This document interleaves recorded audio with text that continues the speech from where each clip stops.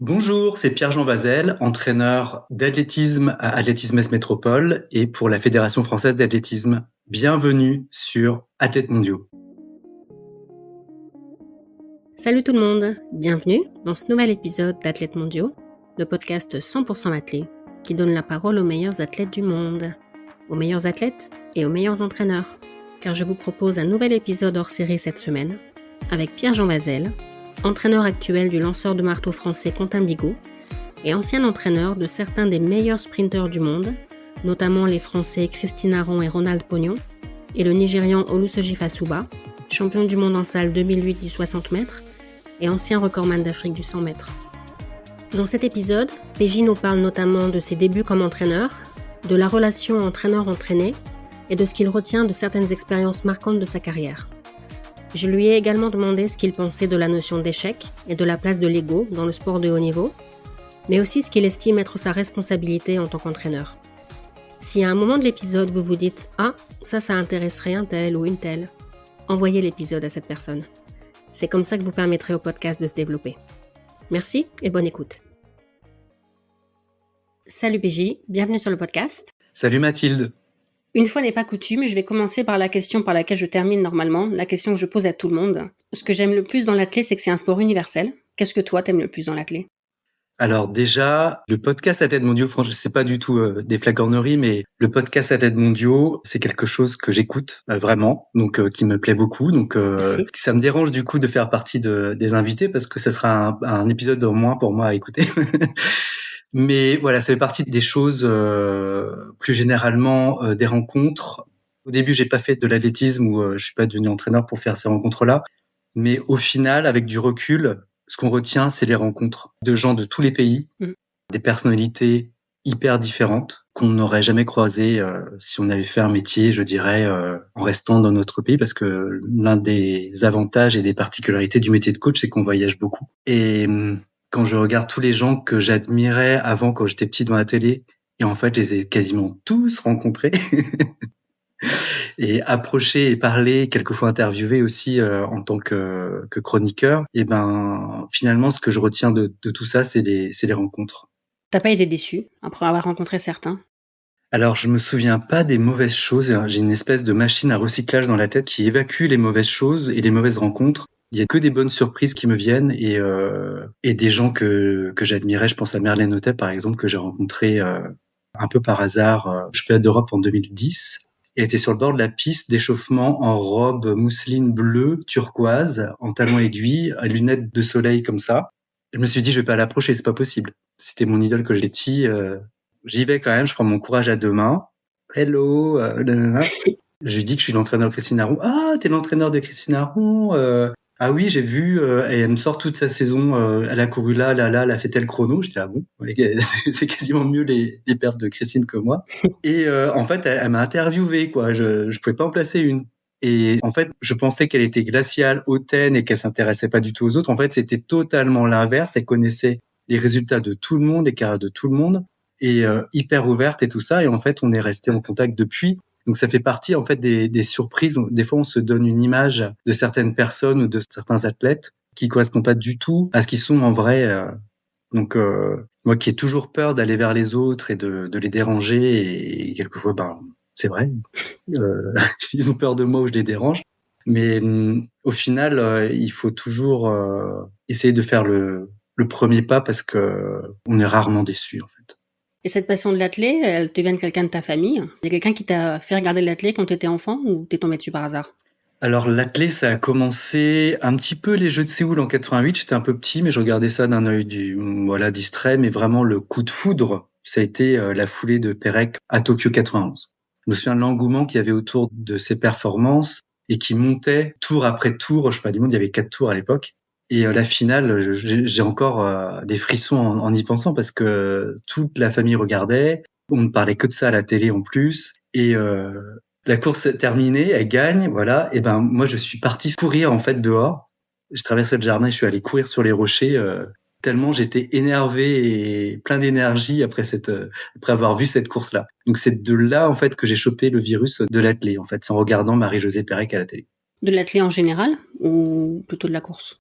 Alors c'était plus du sprint, de l'athlé, mais je regardais tout parce qu'on passait de tout à la télé. J'adorais la natation avant les Jeux de Barcelone 92. Je me suis passionné de natation et d'haltérophilie et de gym, et surtout la gym aussi.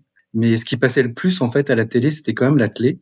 Et il y avait une bonne couverture à l'époque, que ce soit sur France 2 ou Canal+. On n'avait pas encore Eurosport à la maison. Mais du coup, mon grand-père m'enregistrait les meetings qui passaient un peu tard le soir après 22 heures. Et je les regardais le lendemain et je gardais les cassettes vidéo que j'ai encore.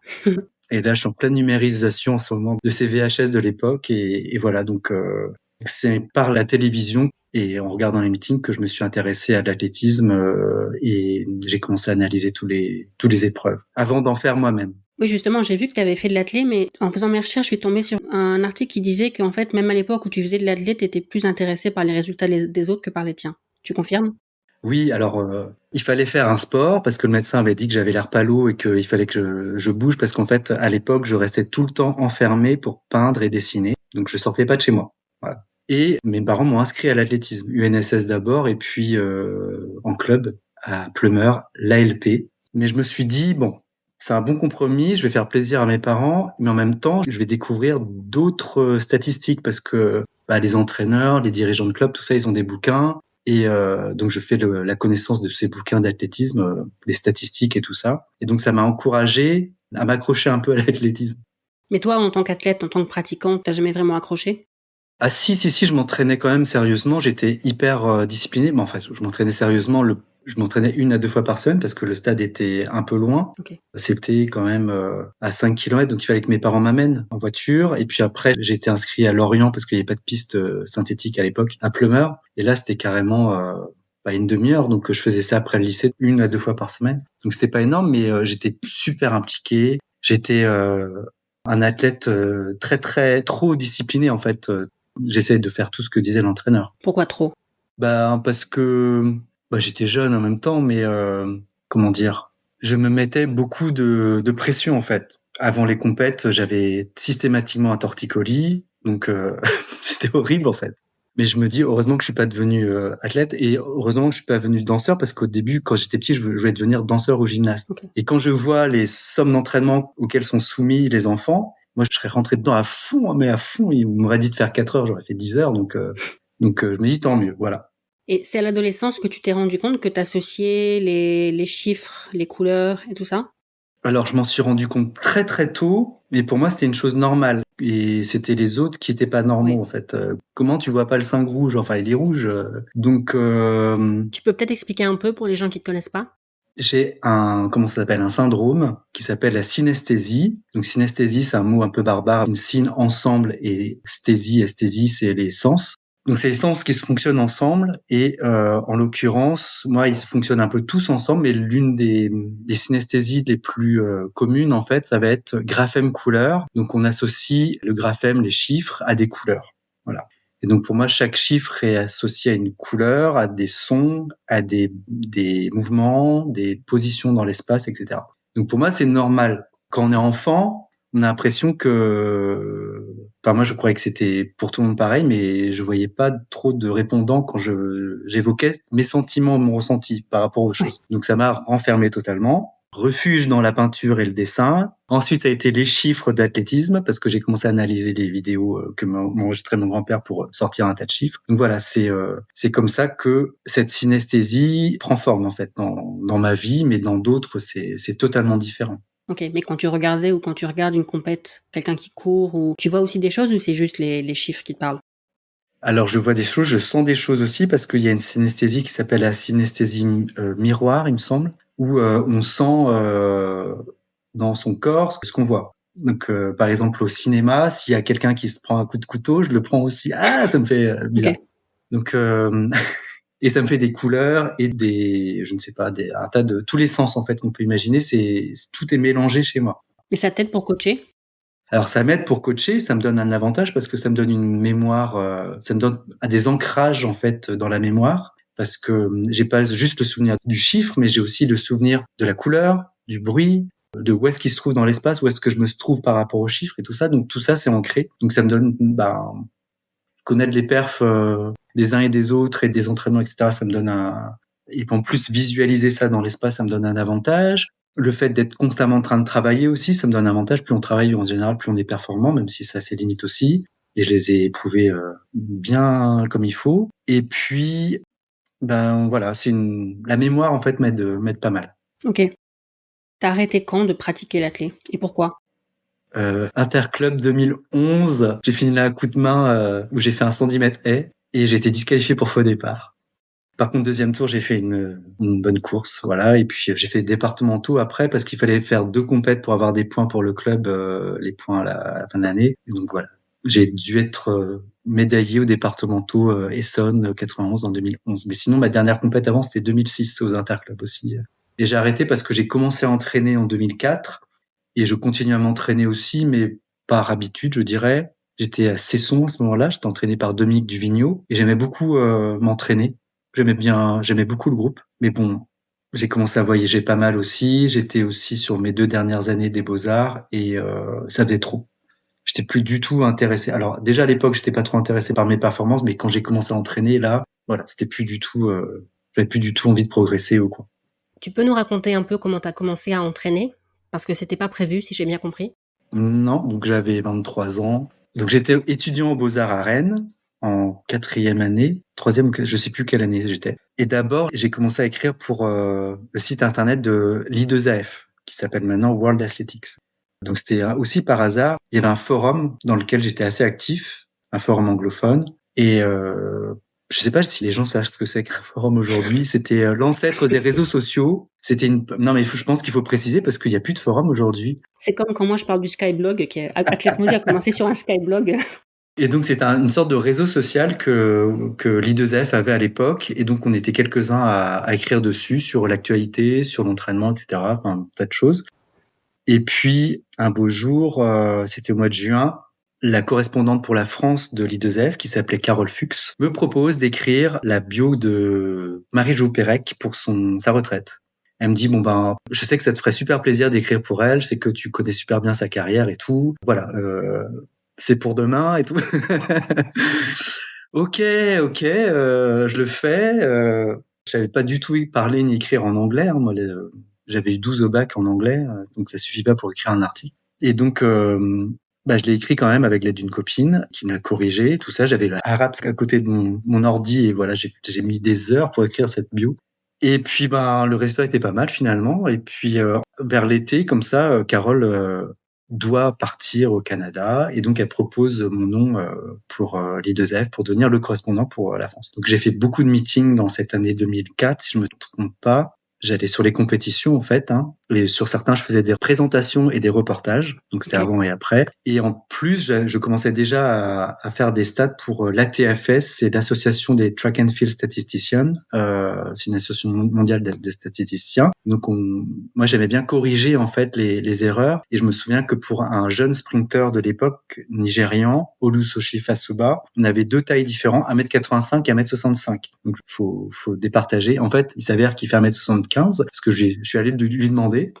Et là, il me dit que il est né à Sapélé en 1984 ou 5, je sais plus. J'ai un trou de mémoire. Là, je confonds. Ouh là là, c'est vert ou jaune, mais je sais plus. 84. Il me dit, je cherche un entraîneur. Est-ce que l'I2F en connaît Moi, j'en connais quelques-uns, mais je vais demander et vous tiens au courant, quoi. Et donc, j'ai commencé à lui faire des plans d'entraînement parce que ça venait pas, personne n'en voulait. Un Nigérian de 20 ans comme ça sur le circuit, qui veut pas aller aux États-Unis, qui veut pas bouger, qui veut rester en Allemagne à Heidelberg, voilà, personne n'en voulait. Et au contraire, il y a des entraîneurs qui m'ont encouragé à l'entraîner. Des gens comme Dan Pfaff, par exemple, que je connaissais déjà, parce que je lui donnais des stats, en fait, je lui donnais des analyses de ses athlètes depuis 2-3 ans, des analyses de course et tout ça. Et puis, le provisoire est resté un petit peu, a duré 4 ans, en fait. Et donc, on a préparé les championnats du monde 2005, les Jeux du Commonwealth 2006, les Mondiaux 2007, les JO 2008 et tout ça. Et puis, ça a fonctionné, en fait, dès le départ, parce qu'il est le plus jeune demi-finaliste sur 100 mètres en 2005 et le premier éliminé. Et donc, je me suis passionné dans l'entraînement, en fait, et je suis rentré dedans à fond. Est-ce que tu fais une distinction entre coach et entraîneur, toi? Alors, non. Pour moi, coach, c'est l'équivalent d'entraîneur en français, même si c'est devenu c'est même pas un anglicisme parce que coach, en fait, j'ai vu que c'est de l'ancien français. Donc, en fait, quand on dit coach, c'est pas, on parle en français finalement. Après, il y a plein de distinctions d'un point de vue pratique, hein, où coach c'est associé à coach de vie ou moi ça me dérange pas qu'on me dise coach ou entraîneur. Pour moi c'est équivalent et pour moi il n'y a pas deux entraîneurs qui se ressemblent, il n'y a pas deux coachs qui se ressemblent. Donc je fais plus des distinctions sur les aspects pratiques et tangibles dans la vie, comment ça se manifeste, plutôt que des questions sémantiques, alors que je suis pas du tout spécialiste. J'ai vu que t'aimais pas qu'on dise de toi que t'es autodidacte. Ben oui, parce que je me suis pas formé tout seul. Ça voudrait dire que tout seul, j'ai découvert les théories de l'entraînement, les sciences de l'entraînement et que voilà. Non, au contraire, j'ai osé demander aux gens des conseils. J'ai appris dans les livres avant de devenir entraîneur. En fait, j'avais un tas de documents, un tas de classeurs parce que j'ai fait plusieurs séjours à l'INSEP. J'allais à l'INSEP chercher des documents dans la bibliothèque.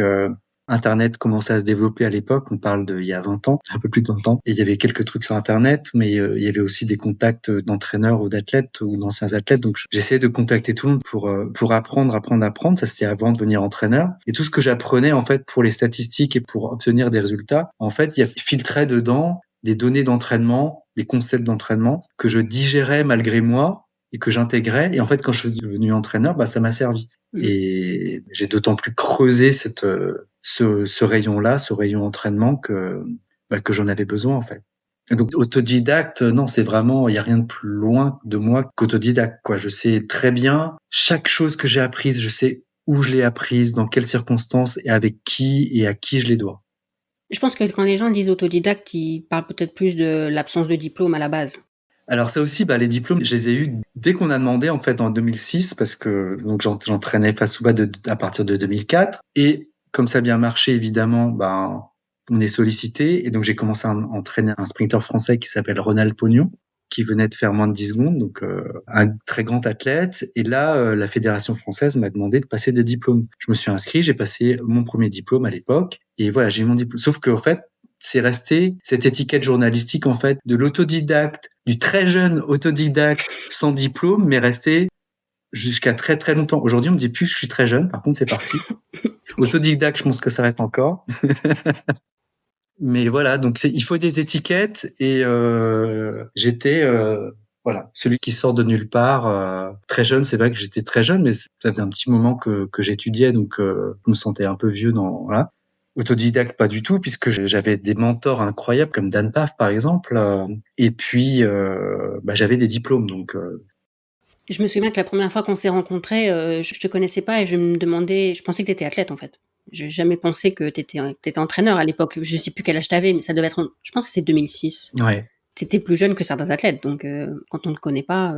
Ça m'est arrivé plusieurs fois. On m'a pris pour un athlète et je me souviens en 2015. En 2015, c'était pour les régionaux Île-de-France en salle. Je vais chercher des starting blocks et là on me dit ah non ça c'est pas pour vous. Il y avait une course junior. Non, franchement la honte. C'est pas pour vous. Et je dis non mais c'est effectivement je suis entraîneur donc je prends les blocs et à l'époque c'était pour Alice Decaux. Et donc Alice Decaux morte de rire évidemment parce qu'on m'a pris pour un athlète quoi. Puis en 2012 au championnat de France, je vais chercher le dossard de Christine Arron. On me dit non, elle viendra le chercher toute seule alors qu'elle était en retard donc c'était plus simple que donc je retourne au stade d'échauffement, donc elle va au local où il y avait les dossards et puis on lui dit il y a un jeune qui est venu vous demander votre dossard, mais on préfère vous le donner en main propre. Hein. Elle dit c'est qui? Il était comment? Un jeune, 18 ans, 19 ans et tout. J'avais quand même 31 ans à l'époque. Et puis elle dit je vois qui c'est, je sais qui c'est. Vous inquiétez pas. Vous aurez pu lui donner, mais c'est pas grave. Donc voilà, ça m'a jamais quitté. 2006, on a rendez-vous chez Adidas après la médaille d'argent au Commonwealth Games de Melbourne. Il faut traverser un casino. J'ai quand même 25 ans à l'époque. On m'a interdit de traverser le casino parce qu'on croyait que j'étais mineur. Enfin bon, maintenant on me le fait plus le coup, mais franchement pendant bien 10 ans, ça a été compliqué pour moi. On m'a toujours pris pour un athlète, quoi. Alors que j'avais pas un physique extraordinaire non plus, mais j'ai toujours eu une bouille qui faisait jeune en fait. Tous mes invités disent qu'en athlète, il y a toutes les morphologies, donc il n'y a pas un physique en athlète. N'importe qui peut être athlète. Donc ça, c'est l'avantage. C'est vrai. Mais sur la question des étiquettes, tu vois une différence d'un pays à l'autre? Non, je dirais pas ça. J'aimerais bien dire oui et qu'on est un peu con en France, mais non. Je trouve on met des étiquettes sur les gens, mais en fait, c'est par facilité pour se réserver un peu de sucre et de glucides du cerveau, parce que si on essaye d'être toujours dans la complexité et dans la nuance, on se fatigue énormément. Donc, en fait, l'un des raccourcis, c'est de cataloguer, oui, non, être très binaire, et bon, bah, celui-là, étiquette, on voit à peu près à quoi ça correspond, et puis voilà, on passe à autre chose. Après, ce qui est intéressant, c'est d'aller rencontrer les gens, et comme je disais au début, pour revenir à en fait, on est souvent surpris parce enfin, moi, je me trompe souvent, en fait, sur les apparences, et ce qui est bien, c'est de faire ce chemin et de se rendre compte qu'on a progressé sur l'idée de ce qu'on se fait des gens ou des choses ou des événements ou de ce qu'on a vécu. Ouais. T'as assez vite eu du succès comme entraîneur. Est-ce que c'est que positif ou est-ce que ça t'a peut-être donné certaines certitudes ou est-ce qu'il y a eu un revers de la médaille? Alors, ça a fonctionné tout de suite et en fait, ça a été très bénéfique parce que ça m'a enlevé tout le problème de l'ego. Alors, ça fait peut-être du coup, comment dire, hautain ou prétentieux de dire ça, mais en fait, face ou bas, quand j'ai commencé à entraîner, je me suis dit: «Ce mec-là, il doit faire moins de 10 secondes. Il a un tel talent, il est tellement incroyable et investi que s'il fait pas moins de 10 secondes, ça sera de ma faute, je serai un mauvais entraîneur». Donc en fait, quand il a fait moins de 10 secondes, j'ai eu ce soulagement de me dire: «Bah, en fait, je suis légitime». Donc, je me suis auto-légitimé, ce qui est le plus dur à faire. Mais du coup, j'ai pas essayé d'avoir, comment dire, une ambition quelconque après. Tout ce qui s'est fait après, en fait, est venu est devenu un plaisir ou quelque chose je dirais, de plus léger, en fait. Même les excellents résultats, en fait, ou les défaites d'ailleurs, m'ont paru un peu plus légères parce que j'avais pas moi à me justifier d'être coach. Même si pendant très longtemps, on m'a dit que j'étais pas coach, etc., parce que j'avais pas le diplôme, alors je l'avais, vraiment, ce malentendu, voilà. Mais le fait d'avoir évacué en fait cette idée qu'il faut avoir des résultats, nanana, nanana. Comme j'en avais eu un, moi, ça me suffisait largement, quoi. Je demandais pas plus. Un sprinter sous les 10 secondes, j'étais super content. Et Olusoji Fasuba aussi. Et d'ailleurs, le 12 mai est devenu notre date anniversaire. Et chaque année, on se la souhaite comme un anniversaire, en fait. Parce qu'il était très chiffre aussi, donc ça nous rassemblait. Et en fait, ce moins de 10 secondes est plus important pour lui que son titre mondial, quoi. Alors qu'on pourrait dire, bon, un titre mondial en salle, ça pourrait être plus important qu'un chrono, mais pour nous, on était très attachés à ça. C'était notre premier grand succès. Donc voilà. Par contre, le revers de la médaille, c'est que ce qui a fonctionné avec lui, je pensais que c'était une sorte de méthode. J'ai appris assez vite en fait que c'est pas le cas et qu'il fallait que je trouve dans chaque athlète ce qui fonctionne. Et ça, c'est quelque chose, je crois, auquel on est tous confrontés en tant qu'entraîneur, c'est que ce qui fonctionne à une époque donnée ne fonctionne plus sur l'année suivante ou avec un autre athlète. Mais même l'année suivante, avec un même athlète, des fois, ça fonctionne plus et il faut toujours se remettre en question, toujours progresser. Et c'est pas parce que ça a marché une fois que ça remarchera après. Et d'ailleurs, ça me fait penser à quelque chose que j'ai vu en formation cette année. C'était un pilote de chasse qui faisait une présentation aux étoiles du sport. Et donc, eux, ils risquent leur vie à chaque atterrissage et à chaque décollage. Et voilà, donc c'est des athlètes de très très haut niveau, voilà, ultra performants, ultra entraînés. Et en fait, ils passent des tests régulièrement. Et en fait, être excellent au test ne suffit pas. Ils changent de poste les gens qui ne progressent plus au test. C'est-à-dire qu'il suffit pas d'être arrivé à 10 sur 10. En fait, quand tu es à 10 sur 10, tu progresses plus, donc on te met ailleurs.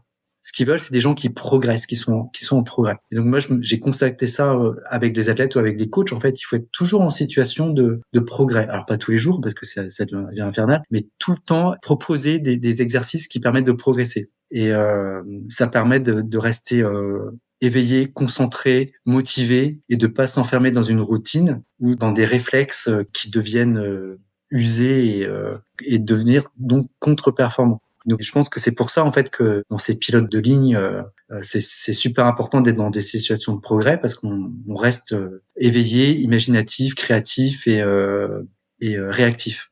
Et je pense qu'il faut être la même chose en tant qu'athlète et en tant qu'entraîneur. Est-ce que tu considères que tu as eu des échecs comme entraîneur ou est-ce que tu parles pas d'échecs mais plutôt de leçons? Ouais, les échecs, les leçons, je sais pas trop. Les échecs, pour le coup, on n'a pas trop de mal à se remettre en question après. C'est plutôt les succès, les victoires, où là, on a du mal à se remettre en question. Et c'est là qu'il faut être assez vigilant, quoi. Mais j'aime pas trop raisonner en termes d'échecs ou de comment ça s'appelle, succès, parce que bah voilà, on a tendance à considérer que tout ce qu'on a fait jusqu'au succès est bon et tout ce qu'on a fait jusqu'à l'échec est mauvais, alors que c'est totalement beaucoup plus complexe que ça, quoi. Et là, on a des débriefs chaque année depuis les Jeux de Tokyo en lien avec l'Agence du sport et la Fédération française d'athlétisme. Chaque année, on fait un bilan avec l'athlète et ça permet de déconstruire justement ces notions d'échec ou de victoire et d'aller un peu plus loin et de tout remettre à plat et de partir de l'objectif suivant et de décliner tout ce qui peut fonctionner ou pas. Et voilà. Je suis pas du tout dans cet aspect binaire là de échec ou je suis plutôt dans la construction de l'après à chaque fois, tout le temps. Tu peux nous donner peut-être des exemples de choses que tu as modifiées quand tu t'es rendu compte que ça fonctionnait pas, ou après un échec ou une contre-perf, ou un exemple concret avec un de tes athlètes? Bah, ce qui fonctionnait pas, par exemple avec Quentin Bigot, lanceur de marteau, il a été blessé en 2018 au championnat d'Europe. Et juste après, on a eu des tests médicaux lors d'un rassemblement. Je sais plus si c'était Marseille ou Saint-Malo, mais les tests ont montré qu'en fait, il avait des grosses faiblesses, des lacunes sur certains exercices, extension du pied, flexion des genoux, etc. aux ischios.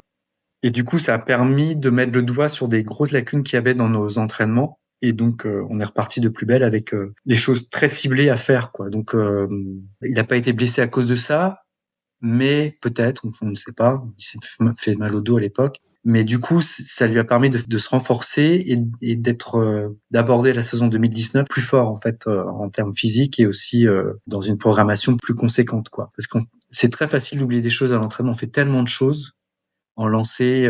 Bon, évidemment, on lance, mais on lance plein de marteaux différents, on fait de la préparation physique, etc. Et quelquefois, en fait, on n'a pas le temps de tout faire, donc on va à l'essentiel et on oublie quelques fondamentaux. Donc là, en fait, cette blessure et ces tests qu'on a fait avec la Fédé nous a permis ah oui, ces fondamentaux-là, il faut qu'on y revienne. Voilà. Donc ça, c'est des choses importantes. Voilà, c'est un exemple. Quand tu as commencé à entraîner Quentin, et aussi à l'époque où tu avais Oluwafasuba, tu as entraîné à distance à un moment, non? Ouais. Alors c'était faute de mieux, c'était pas du tout un choix, ni une méthode, ni quoi. C'était en attendant d'avoir mieux, quoi. Et Fasouba, ben du coup, j'allais à Heidelberg. Il était logé dans un appartement où il y avait entre 2 et 12 personnes. L'appartement était assez grand, mais il y avait que 4 chambres, donc on imagine que voilà. Et donc moi, je dormais dans leur chambre. Et puis surtout, j'avais rien à faire du tout dans les journées entre les entraînements, quoi. Donc j'étais assis à une table, j'avais pas d'ordi, j'avais pas de téléphone portable à l'époque. Voilà, on était en 2005. Et donc cette espèce de stage, en fait, c'était assez lunaire, en fait, parce qu'entre les entraînements, je ne faisais rien, j'étais assis à table, j'attendais, je mangeais un peu, et puis quand il était l'heure d'aller à l'entraînement, en fait, il priait avant chaque entraînement, avant de partir au stade. Donc j'entendais la prière. Ah, ça veut dire que dans un quart d'heure, on va y aller. Voilà, donc c'était des choses. Là, je dévie un peu du sujet, mais c'est des souvenirs qui me reviennent et qui fait qu'en fait, c'était à distance, mais quand j'étais là, j'étais vraiment là et tout le temps là, 24 heures sur 24, quoi. Et puis Quentin, la première année, bah, il était à Metz, moi j'étais à Montgeron dans le 91. Mais par contre, comme il était conducteur de train, il conduisait jusqu'à Villeneuve-Triage, qui est pas très loin de Montgeron, et du coup, ben, il découchait 3, 4, 5 jours, et donc il venait chez moi. Ok. Il venait lancer. Voilà. Donc ça, c'était la première année 2015, et puis on a fait un stage 2016 à Athènes. Et après 2016, je suis parti en Chine. Donc du coup, là, pendant toute une année, c'était à distance aussi. Ça fonctionnait plutôt bien, mais il m'a dit qu'un an, c'était le max qu'il pouvait faire comme ça. Et c'est pourquoi je suis revenu de Chine et je suis allé m'installer à Metz, parce que pour lui, c'était un peu compliqué d'avoir un entraîneur à distance. Donc c'était soit il arrêtait et avec moi et il trouvait quelque chose d'autre, mais il savait pas trop vers quoi se tourner. Et donc voilà, ça peut fonctionner, mais quand c'est momentané et quand l'athlète est très autonome, sait quoi faire, etc., et que tout est très cadré en fait. Mais sinon, non, c'est pas du tout quelque chose que je conseille, hein. Et c'est d'être quand même un peu moins difficile maintenant qu'on a les téléphones, Internet, les réseaux sociaux, les vidéos, tout ça. À l'époque de Fasuba, ça devait être encore plus dur. À l'époque de Fasouba, on se faisait des visios, il y avait la webcam. Ok. Mais voilà, non, c'est pas du tout. Mais même aujourd'hui, en fait, ce qu'il faut aussi, je dirais, c'est pas tant la distance ou comment, c'est vraiment l'implication qu'on met dedans. Il y a des entraîneurs qui sont là physiquement sur le stade, mais en fait, ils sont pas là, hein. Ils sont pas Mm. investis, de même que les athlètes, hein. Ils peuvent être sur la piste et subir totalement les séances. Donc voilà, c'est pour ça que ça peut fonctionner momentanément, mais quand même, il faut être capable sur une des spécificités de l'entraîneur et du talent qu'on peut avoir, c'est d'être capable de changer les plans au dernier moment sur ce qu'on voit. C'est de s'adapter et d'improviser Donc Ouais. ça, c'est en quelques secondes, trouver la solution. Voilà. Ça, c'est vraiment une caractéristique des entraîneurs et quand on n'est pas là, ben, à distance, on peut pas le faire, quoi. Ou on réagit un peu avec retard, quoi. De façon générale, comment tu vois l'arrivée d'internet, des réseaux sociaux? En tant qu'entraîneur, pour les athlètes, je suppose qu'il y a du positif et du moins positif. Alors les réseaux sociaux, il y a du positif. Pour nous, en tant qu'entraîneurs, on peut avoir accès à ce que font les autres. On discute, on peut échanger. Ou sur Instagram, par exemple, on peut voir des séances ou des exercices. Les athlètes aussi. Alors souvent, il y a des athlètes qui arrivent avec ah et si on faisait ça comme exercice. En fait, l'exercice, c'est pas qu'il est bon ou mauvais, mais en fait, quelquefois il correspond bien à ce qu'on fait en ce moment, quelquefois pas du tout. Ouais. Et souvent, c'est des exercices assez complexes que les athlètes postent pour se mettre en valeur. Ouais. Ça montre pas du tout toute la phase d'élaboration et de progression qui amène à cet exercice et les échecs aussi que peuvent entraîner l'apprentissage de cet exercice ou les conséquences. Donc voilà, nous, en tant qu'entraîneurs, notre rôle, c'est de remettre un contexte autour de cet exercice, éventuellement l'intégrer, mais avec une progression adéquate, ou l'adapter, donc changer un petit peu pour que ça rentre en cohérence avec ce que fait déjà l'athlète, quoi. Mais voilà, ça c'est un problème, un exemple de problème que peuvent proposer les réseaux sociaux. Un autre problème, c'est les réseaux sociaux pendant les entraînements, quoi, où les athlètes peuvent perdre leur concentration. Alors ça peut être un bon exercice de mental, hein, de faire on and off, le switch, mais ça fatigue quand même. Il y a une étude qui est sortie sur le volley au Brésil, les joueuses de l'équipe nationale, l'exposition aux réseaux sociaux avant les séances et des tests physiques et psychologiques. On a vu que les joueuses qui étaient exposées une demi-heure sur les réseaux sociaux avant les séances d'entraînement étaient moins performantes après, pendant l'entraînement. Donc voilà, c'est des choses qu'il faut savoir prioriser et utiliser et ne pas interdire parce que bah, ça fait partie de la vie aussi, les réseaux sociaux. Ouais. Après, c'est comme tout. Quand on fait l'entraînement, bah, on priorise l'entraînement. Ça veut dire qu'on, j'interdis pas les téléphones, mais quand c'est trop, je dis stop. Quoi, je rappelle qu'on est, voilà, que ça peut être dangereux. On n'est pas vigilant. On peut se prendre une barre sur la tête ou voilà, ou un marteau sur la tête. On n'en sait rien. Et puis on est moins vigilant. On se fatigue. Ça fatigue le cerveau aussi. On peut être pris dans une conversation et puis être pris dans quelque chose qui paraît urgent, répondre nanana, alors qu'on ça fait déjà 5 minutes qu'on est entre ces deux séries de squats, donc voilà, il faut y aller. Donc voilà, c'est des choses, voilà, l'entraîneur doit rappeler le cadre un peu plus systématiquement qu'avant. Avant, ça n'existait pas, hein. Mais voilà, donc il y a des choses très très positives et très puissantes, mais comme toute chose puissante, en fait, il y a ses revers et il faut, en tant qu'entraîneur, éduquer les athlètes aux bonnes choses et aux mauvaises. Ouais. Tu filmes souvent tes athlètes en compète? Alors, je filme toujours en compète quand je peux. En compétition, c'est systématique. Au tout début, c'était une sorte de filtre en fait parce que j'étais extrêmement stressé. Quand j'ai commencé à coacher, c'était horrible. J'étais hyper stressé de prendre l'avion, d'aller en compète. Avant les compètes, j'étais mal parce que je me disais, j'entraînais quand même un athlète qui allait chercher à bouffer sur chaque compète. Ouais. Il prenait de l'argent pour bouffer. Il avait 0 aide de sa fédé, etc. Donc en fait, chaque compète était super importante. Donc les enjeux étaient énormes, quoi. Donc j'avais pas le droit de me louper. Et en tant qu'entraîneur, j'avais conscience d'une immense responsabilité avec ce type d'athlète, quoi. Et donc l'une des questions que je posais au coach et qui me tracassait, en fait, comment ils font pour être aussi détachés et aussi zen, en fait. Et il y a pas mal d'entraîneurs qui m'ont dit en fait on n'est pas zen du tout, seulement on a des techniques, on se doit d'avoir l'air zen parce que si on est plus stressé que la tête, là, ça va être encore pire et tout ça. Donc et moi l'une des techniques que j'ai trouvées pour prendre du recul, c'était de filmer. Donc je restais objectif derrière l'objectif. Voilà, donc je filmais pendant les compètes. Ça me permet de faire descendre mon cœur. Et pendant les échauffements aussi, des fois, je filmais et tout ça. Et au tout début aussi, je prenais pas de photos ou de vidéos des compètes ou des voyages que je faisais parce que j'avais peur de passer pour un touriste. Déjà que j'étais pas légitime, j'étais pas coach, j'étais le jeune coach autodidacte. Alors si en plus je suis en mode filmer, prendre des photos de partout, en fait, j'avais peur de passer pour un touriste. Donc en fait, j'ai très peu de documents de l'époque malheureusement. Par contre, j'ai encore toutes les vidéos des compètes et ça me permettait aussi d'analyser les courses plus tard et de nourrir mon obsession des chiffres. Quand les gens t'écrivent sur les réseaux sociaux, quand c'est des athlètes qui t'écrivent, quel type de conseils ils te demandent en général? Qu'est-ce qui revient le plus? Souvent, alors c'est des athlètes ou des entraîneurs. Pendant très très longtemps, ça a été est-ce que je peux venir m'entraîner avec vous, quoi. Et tu sais que même moi, je reçois des messages de gens qui me disent: «Je cherche un club, un entraîneur, aidez-moi». Mais Ah ouais, non, mais ça revient souvent, souvent, souvent. Et en général, je dis, il faut venir, quoi. Et là, c'est un peu compliqué.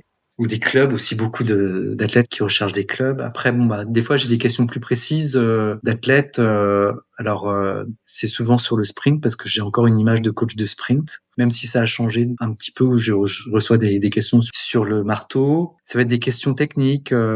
Comment on améliore son départ ou comment je peux améliorer mon plan de marteau, des questions très très précises des fois, mais souvent ça vient d'entraîneurs aussi. Donc j'essaie de répondre à tout le monde parce que quand j'étais jeune, en fait, ça me coûtait énormément de poser une question, j'étais hyper stressé et le fait d'écrire pour moi c'était un énorme courage, quoi. Donc en général on me répondait et j'étais tellement reconnaissant de ces réponses qu'en fait aujourd'hui, quand je reçois une question, j'essaye au mieux d'y répondre, quoi. Des fois, j'ai pas le temps ou j'oublie mais j'essaye vraiment parce que je sais que c'est important pour les gens, quoi. S'ils prennent la peine de poser une question, c'est voilà. Ouais. Il y a quelques semaines, j'ai mis en ligne un formulaire sur lequel les auditeurs peuvent me suggérer des thèmes à aborder dans les épisodes. Et j'étais très surprise parce qu'il y a beaucoup de gens qui veulent que je parle de la relation entraîneur-entraîné, Ouais, entraîneur-athlète. Et c'est revenu très ouais. souvent. Est-ce que tu sais pourquoi c'est une relation qui pose problème à certains athlètes? Pourquoi je suis surprise que ça soit revenu aussi souvent comme thème proposé? Alors, je pense que ça revient souvent parce qu'on sait pas ce que c'est que cette relation entraîneur-entraîné. Autant une relation prof-élève, on voit le prof, il a une définition, on sait comment il se comporte en classe, et son comportement évolue aussi quand il est prof d'ailleurs on dit pas prof, mais instituteur ou voilà, etc. Ouais. Ou quand on est médecin ou quand on est plombier, jardinier, je sais pas moi, on voit ce que c'est, voilà. Entraîneur, même si c'est réglementé, c'est une profession qui est réglementée, il y a de tout, voilà. Et il y a tous les comportements aussi. Et ces comportements ne sont pas vraiment codifiés. Quand on passe des formations d'entraîneur, on apprend à entraîner d'un point de vue technique, mais très très très très très très peu comment on se comporte. Et c'est problématique. Et en plus, on est au contact d'une population qui va des babies aux vétérans, Ouais. du débutant au champion olympique. Voilà, il y a toutes ces dimensions-là et évidemment, on n'a pas la même relation face à tout ce public en fait. Mais simplement, on ne l'apprend pas, quoi. Et aujourd'hui, on parle souvent sur cette relation entraîneur-entraîné en mal parce qu'il y a eu des dérives.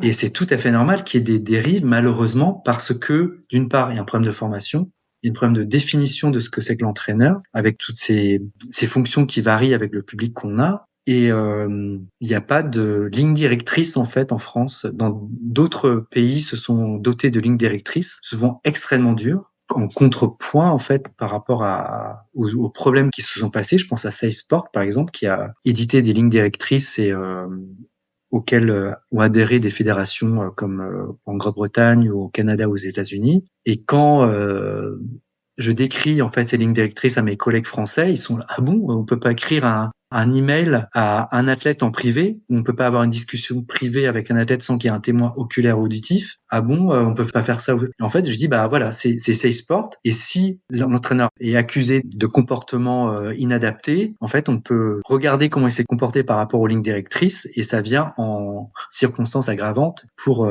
démontrer en fait qu'il y a eu un comportement inadapté et déviant. Parce qu'en France, c'est très difficile à prouver, quoi. Et du coup, si on catalogue en fait un tas de choses, de comportements inadaptés en tant qu'entraîneur, c'est plus facile de prononcer une suspension. Mais c'est vrai que c'est très très difficile. Aujourd'hui, écrire un email privé à un athlète, on le fait tous en fait, ou un message, envoyer des messages privés. Voilà. Mais il faut savoir que dans d'autres pays, c'est devenu interdit.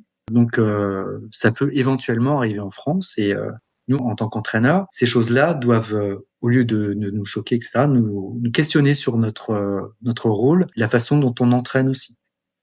Tu considères que tu as une responsabilité, je ne sais pas si c'est le bon mot, mais en tant qu'entraîneur? Tout à l'heure, j'ai parlé de responsabilité quand j'évoquais mes débuts avec Olusoji Fazoba, parce que lui était un athlète professionnel. Moi, j'étais pas entraîneur pro. J'étais au RSA à l'époque. Je gagnais rien du tout. Quand il gagnait une course, moi, je gagnais rien.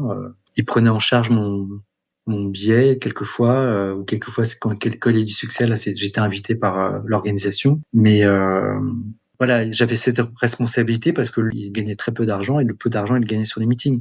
Mais j'avais aussi une responsabilité en tant que garant de sa santé quelque part, à ne pas lui proposer des exercices qui pourraient le blesser. Pas seulement parce qu'il pourrait perdre de l'argent, mais parce que c'est un devoir moral, je dirais, que de prendre soin du corps d'autrui, en fait, quand on impose ou propose, je sais pas, des exercices, quoi. Il y a des exercices comme de la pliométrie ou de la charge très lourde. On sait que c'est efficace, mais que les bénéfices-risques sont plus sur les risques que les bénéfices. Donc voilà, il faut penser à la santé de l'athlète dans l'année en cours, mais aussi dans 10 ans, voilà, pour plus tard. La santé est physique et mentale. Il y a des athlètes, et moi je l'étais un petit peu quand j'étais petit, même si j'ai pas été abusé du tout par les entraîneurs, mais des athlètes qui sont prêts à tout en fait. Tu leur dis n'importe quelle séance, ils vont la faire en fait. Donc ça, il faut être très attentif par rapport à ça et donner des limites aux athlètes, mais se donner des limites à soi et ne pas oublier que on est face à des athlètes voilà qui sont extrêmement motivés et qu'il convient de respecter un cadre pour eux et pour soi-même aussi. Est-ce que tu penses que tu pourrais entraîner, entre guillemets, n'importe qui ou qu'il y a des personnalités incompatibles?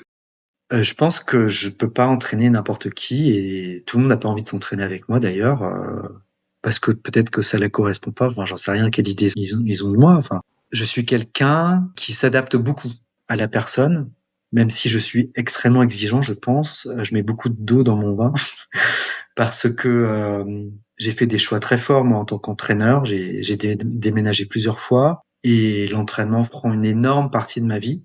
Voilà. Et je considère que c'est nécessaire aussi pour l'obtention de résultats au niveau international. Je reprends les mots de Jacques Piacentin. En fait, c'est pas un examen, c'est un concours. On ne demande pas d'avoir 10 sur 20. On me demande d'être le meilleur, en fait, ou le deuxième ou le troisième. Voilà, c'est un classement. Donc, pour être au niveau mondial, il faut faire des choses extraordinaires. Il faut avoir un comportement et un investissement extraordinaire, quoi. Donc, quand j'ai des athlètes qui ont cette ambition, je leur demande d'être extraordinaires aussi dans leur investissement. Et des fois, j'ai du mal avec des athlètes qui ont de l'ambition, mais qui ne mettent pas leur acte en adéquation avec leur ambition. Donc là, déjà, j'aurais du mal à m'investir avec ces athlètes-là, quoi. Après, quand j'ai des athlètes qui ont une ambition nationale ou qui ont une ambition régionale, j'en ai eu aussi en club. Là, j'ai pas du tout la même relation avec eux et je suis beaucoup moins intransigeant. Je vais moins mettre le doigt sur des détails, quoi. C'est normal. Donc j'essaie de m'adapter au public que j'entraîne, mais voilà, j'ai une personnalité aussi qui fait que je parle peu. Donc ça peut dérouter au début et je demande beaucoup d'autonomie aux athlètes pendant les séances, même si je suis là. Je leur demande de choisir leur barre de muscu, par exemple. Au début, ils sont un peu, mais non, mais dis-moi combien mettre, non. Je dis, toi, aujourd'hui, on est sur un cycle de vitesse, tu choisis ta barre pour être en vitesse. Ou quand c'est lourd, et donc je fais ça pas parce que j'ai la flemme de réfléchir en termes de pourcentage, mais parce que je veux que l'athlète connaisse son corps et apprenne son corps. Et en muscu, voilà, c'est un bon, quand j'entraîne des sprinteurs, quand j'entraînais, là j'en ai pas actuellement, je leur demandais toujours après une série quel chrono il a fait, ou elle a fait, parce que je veux que ce qu'ils ont fait avec leur corps soit en adéquation avec le réel, donc le chrono. Et au début ils sont totalement à côté, mais mois après mois ils deviennent de plus en plus précis. Je me suis rendu compte en entraînant des athlètes exceptionnels comme Olusoshi Fasuba ou Christine Aron que plus ils étaient en forme, plus ils étaient précis sur les chronos qu'ils donnaient. Voilà, ils étaient capables de dire précisément ce qu'ils faisaient. Donc pour moi c'est un apprentissage. Ouais. Peut-être qu'il y a des athlètes qui supportent pas ça. Mais moi, c'est ma méthode et voilà. Là, je lisais un tweet de Steve Magness, qui est un entraîneur et un ancien athlète américain. Il a mis entraîneur, il faut apprendre aux athlètes à trouver la solution plutôt que de la leur donner. Alors, je sais pas si c'est une règle générale. Moi, c'est ma méthode.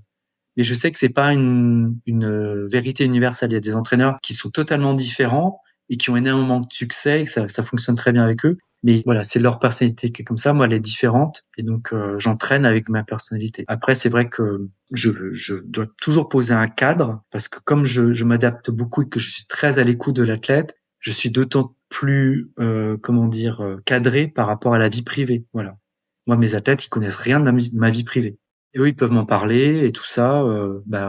J'écoute parce que s'ils considèrent éventuellement que c'est important dans l'entraînement ou quoi, mais je vais pas leur poser des questions. Et moi, ce que je fais en dehors dans l'entraînement, ça ne les regarde pas. C'est ma vie. Et tant il y a des athlètes avec qui je reste des années, mais ils connaissent pas ma vie. Ma vie privée, c'est autre chose aussi. Et ça me permet aussi d'avoir mon jardin secret et quelque chose d'autre. Mes livres, mes recherches, ma vie privée, tout ça, c'est aussi ce qui me permet d'avoir un espèce d'équilibre, même si je suis totalement déséquilibré et voilà, ça va, ça me permet d'avoir quelque chose à côté aussi. Ça veut dire que tu considères que vous n'êtes pas amis? Non. Alors que j'ai des relations amicales et que au final on a des relations très fortes hein. Avec Fasouba ou Christine Aron, on est encore et ça me fait penser au cadeau d'anniversaire que j'ai eu cette année. Quentin Bigot m'a fait un cadeau d'anniversaire, donc c'est une surprise totale. Il sait que j'adore les vidéos, il me dit tiens ça c'est une vidéo d'athlète que t'as pas. Je dis ok et donc il me la montre à l'entraînement. C'était le jour de mon anniversaire. Et là, c'est Quentin qui commence à parler. Et puis là, je vois Fasouba qui commence à parler, Ronald qui commence à parler, Christine. En fait, tous, ils m'ont fait un petit message. Pas tous mes anciens athlètes, mais il y en avait beaucoup. Un petit message très amical pour me remercier ou me rappeler des souvenirs et tout ça. En fait, c'est des relations très fortes que j'ai eues. Alors, évidemment, le but, c'était de me faire pleurer. Il a réussi? J'ai pleuré, il a réussi. J'étais en train de mâchouiller ma tasse de café en carton pour pas craquer et voilà, c'était super compliqué. Mais voilà, j'ai gardé des relations très très fortes parce qu'on a quand même fait le tour du monde avec ces athlètes. On s'est retrouvés sur des grandes finales, on a remporté des médailles quelquefois, on a eu des échecs comme on disait avec des choses qui n'ont pas fonctionné. Mais tout ça, on a eu des émotions énormes et c'est des relations entraîneur-entraîné qui sont différentes de celles d'amis. Mais avec mes amis, j'ai jamais eu des émotions aussi fortes en fait. Fait toutes ces choses-là, toutes ces choses extraordinaires, aller au bout de soi en termes de physique à l'entraînement ou émotionnellement avec des médailles mondiales. Voilà, c'est des choses extrêmement fortes. Mais je les considère pas pour autant comme des amis. Ça veut pas dire que c'est moins bien. C'est peut-être mieux en fait cette relation entraîneur-entraîné. Elle est plus forte que de relations que j'ai avec mes amis quelque part. Donc et mes amis qui n'ont souvent rien à voir avec l'athlé, voilà, je vis d'autres choses avec eux, mais je vis pas des émotions aussi fortes avec eux. Donc ce ne sont pas mes amis, mes athlètes ne sont pas mes amis, mais ils sont beaucoup plus. Et à mesure que tu apprends à les connaître, tu apprends aussi ce que tu peux ou dois leur dire ou ne peux et ne dois pas leur dire, comment chacun va réagir. Ouais, j'ai des athlètes qui réagissent très différemment et qui ont des personnalités très différentes, quel que soit leur âge ou leur genre. Et je m'adapte plus à ça, en fait, plus à eux qu'autre chose, qu'à des critères ou des étiquettes qu'ils pourraient avoir a priori. Après, des fois, moi aussi, je suis maladroit et je fais pas tout bien. Et mais voilà, j'essaie de m'adapter aussi et j'essaye aussi de les faire avancer et progresser. Mais quelquefois, ça se fait pas sans mal aussi. Des fois, je suis obligé de mettre le doigt sur des difficultés ou sur des bonnes choses. Et je sais aussi, j'essaie d'être dur l'hiver et d'être plus gentil l'été. Voilà. Parce que il y a des périodes où il faut être un peu plus dur et voilà, et d'autres où mais bon. Donc là, on est en plein dans Voilà, en l'hiver. plein en hiver, donc attention. Je ne suis pas très gentil en ce moment, je ne dis pas non. Je plaisante avec ça, mais c'est vrai que il faut savoir aussi être Frank Dick, qui a été longtemps entraîneur national en Grande-Bretagne, utilise une métaphore en fait de la corde raide avec l'équilibriste, que l'entraîneur en fait il tient cette corde raide et que l'athlète est équilibriste là-dessus. Il faut trouver la bonne tension. S'il y a trop de tension, l'équilibriste tombe. S'il n'y a pas assez de tension, il tombe aussi. Il faut trouver cette bonne tension au fur et à mesure que l'athlète progresse.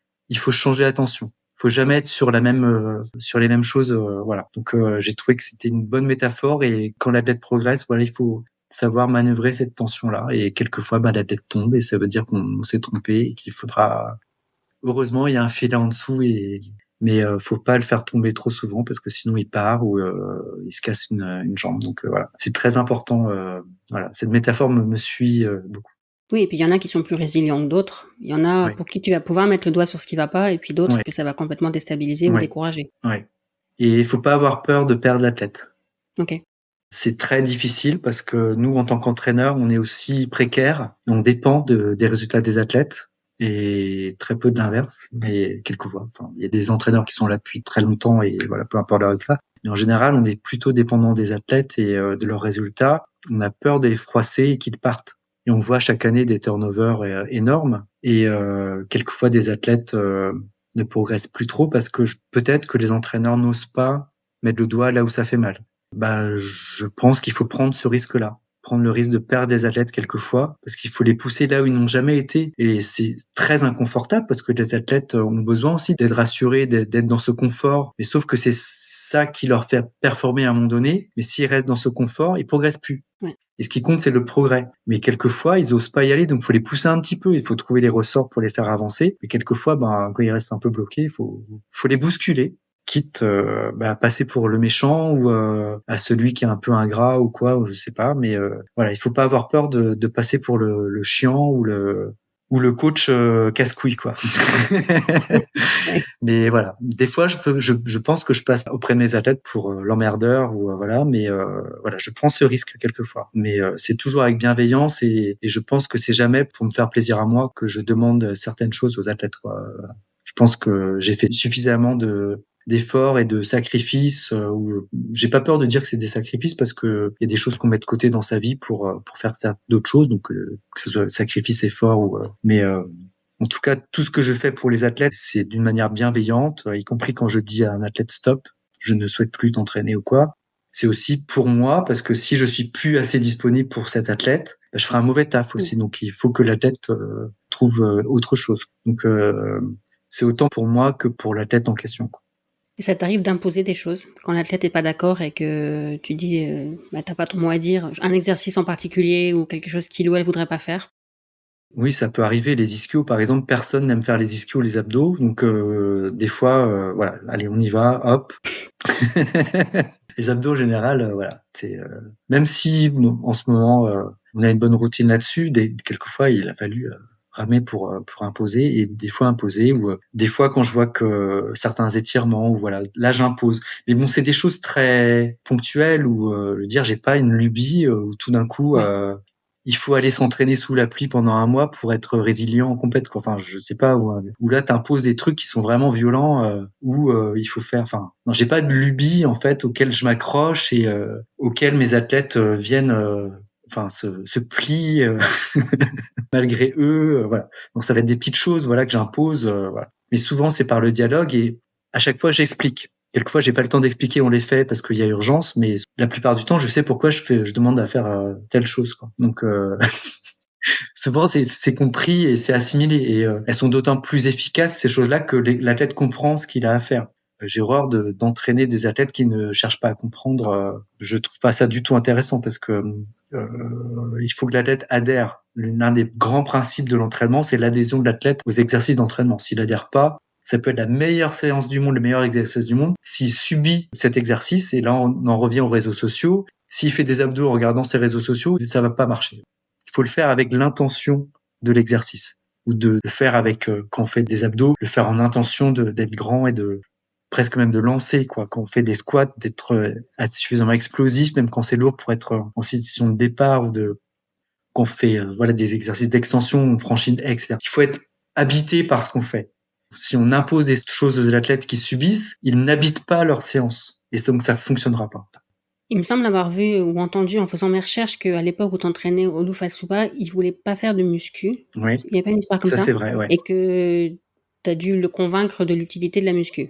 Voilà. Donc j'ai dû le convaincre. Donc il venait de faire 5e en demi-finale à Helsinki, au championnat du monde sur 100 mètres. C'était le plus jeune, etc. Et je savais que c'était le seul qui faisait pas de muscu. Et c'était la seule chose qu'on faisait pas, voilà. Donc il voulait pas parce qu'il se sentait lent après la muscu. Il avait peur de prendre du volume et de devenir énorme parce il était déjà très musclé naturellement. Et donc je suis allé voir tous les finalistes, un par un. Je suis allé voir Justin Gatlin. Je suis allé voir Asafa Powali. Il n'était pas en compétition, mais il était au village. Je suis allé voir tous les finalistes, plus quelques autres demi-finalistes, tout ça, et je leur ai demandé ce qu'ils faisaient en muscu, quels étaient leurs records de muscu, donc ça permettait de savoir quels exercices et tout ça, combien de fois, là. Et en fait, tout le monde faisait de la muscu. Et donc, je suis revenu avec mon petit carnet, à la fin du championnat, il dit, Olu, voilà, t'es le premier éliminé, il faut qu'on fasse progresser ton entraînement. Par contre, t'es le seul à pas faire de muscu et voilà les pertes des autres. Ah ouais, oui, ils font tous ça et tout. Bon, ok. Donc j'ai négocié avec lui à la rentrée. On a fait squat, développé couché, abdos et lombaire ischio, un exercice de banc là. Ok, donc voilà, on est parti avec ça pour préparer la saison 2006 et je me suis inspiré des quelques exercices. En fait, ça correspondait à ce que faisaient les cadets en cyclisme sur piste à l'INSEP à l'époque. C'était les entraînements de Quintin. Donc j'avais trouvé ça. Et c'est marrant parce que je n'ai reparlé plus tard avec Florian Rousseau, qui était devenu notre directeur haute perf avant les Jeux de Tokyo. Et je lui dis, regarde, j'ai commencé à faire de la muscu avec mes athlètes avec vos plans d'entraînement en cyclisme sur piste, parce que c'était simplissime, c'était clair, c'était voilà, et ça a bien marché parce qu'au lieu il est devenu plus endurant, il a été meilleur dans sa phase d'accélération et phase max, et c'est comme ça qu'il a fait 9,85 l'année suivante, voilà, sur 100 mètres avec un petit peu de muscu, pas trop, voilà. Mais il était toujours 2 semaines avant les événements principaux, il fallait arrêter la muscu. Mais bon, il était extrêmement doué, extrêmement conscient de son corps. Là, on parle vraiment d'un athlète extrêmement doué et très particulier. On parle d'un mec à 9,85. Donc là, on discute vraiment avec quelqu'un qui a des sensations très très fines de son corps. Quand il faisait un 30 mètres, il te disait si électrique c'était 3,45, et ben en fait il te disait 3,44 ou 3,46. C'était un truc incroyable, quoi, cette précision du geste. Donc convaincre avec des éléments objectifs. Si je lui avais imposé, ça serait clashé. Non, je veux pas. Mais là, il a compris en fait l'intérêt, et que s'il était le seul à le pas faire, c'était peut-être qu'il y avait un truc à améliorer, quoi. Donc, il était suffisamment intelligent, il avait confiance en moi aussi pour. Et puis, ça lui apparaît logique en fait. C'est quoi la place de l'ego? L'ego de l'athlète, l'ego de l'entraîneur? Alors, l'ego de l'entraîneur ou l'ego de l'athlète, c'est des choses très importantes, c'est des moteurs. Hein. L'ego, si on n'a pas d'ego, je pense qu'on se laisse un peu mourir dans la vie. Donc, si on n'a pas ce sursaut qui nous fait qu'on se sent un peu spécial et qu'on se doit de se faire plaisir et qu'on a le droit à certaines choses, sans ça, c'est terrible, quoi. Donc, l'athlète, en plus, s'il veut devenir le meilleur du monde, et que pour être le meilleur du monde, il faut faire une performance physique devant 50 000 spectateurs en short. Si on n'a pas un ego qui fait passer au-delà de ses petites craintes personnelles ou de ses complexes, etc., on n'y arrive pas, quoi. Après, l'entraîneur, s'il a un ego plus développé que l'athlète, ça va au clash. Moi, je rentre pas dans des guerres d'ego avec les athlètes. Les athlètes, je les encourage à avoir un ego surdimensionné. C'est comme ça qu'ils vont être. Après, avoir un ego surdimensionné, ça n'empêche pas d'être respectueux face à ses adversaires, à son entraîneur, aux gardiens du stade, aux jeunes. Voilà, c'est pas du tout mutuellement exclusif. On peut être égocentrique, mais aussi dire bonjour à son voisin de palier. Voilà, donc c'est pour moi c'est aussi important. C'est aussi important d'être capable de faire des actions dans un club avec les plus jeunes que de préparer une médaille olympique, parce que c'est comme ça qu'on va être ancré dans la réalité, et que cette réalité, on a besoin de ces choses simples dans une saison d'entraînement. On a besoin des autres, on a besoin de se ressourcer aussi, d'avoir différentes énergies. Si on s'enferme dans son ego et qu'on fonctionne tout seul, en fait, on est plus lucide sur les problèmes qui peuvent arriver, et là, on court à la catastrophe. Quand tu parles de ça, l'exemple qui me vient, c'est Mondo Duplantis, parce que je trouve qu'il est... Alors c'est peut-être aussi le mélange États-Unis-Suède, il le dit lui-même d'ailleurs. Il a le côté américain qui dit, je vais... Même avant de le devenir, il disait déjà qu'il voulait être le meilleur de tous les temps, et voilà. Il n'avait pas peur de le dire, qu'il était très ambitieux. Ça, c'est le côté américain. Et puis à côté de ça, il y a le côté suédois qui fait que il est très respectueux avec les bénévoles. Quand je l'ai invité sur le podcast, il a dit oui pour me rendre service parce que je lançais le podcast. Et finalement, il veut être le meilleur, et en même temps, il a conscience que ça reste que du sport et que ça fait pas de lui un être humain supérieur aux autres. Et finalement, pour moi, c'est ça un champion, plus que juste un palmarès. Bon, après, j'ai pas beaucoup de mal à dire de Mondo. Mais, non, mais c'est vrai, il aurait pu dire non, il a dit oui. Et il est vraiment très sympa avec les bénévoles dans les coulisses quand il n'y a pas de caméra. C'est pas le cas de tout le monde.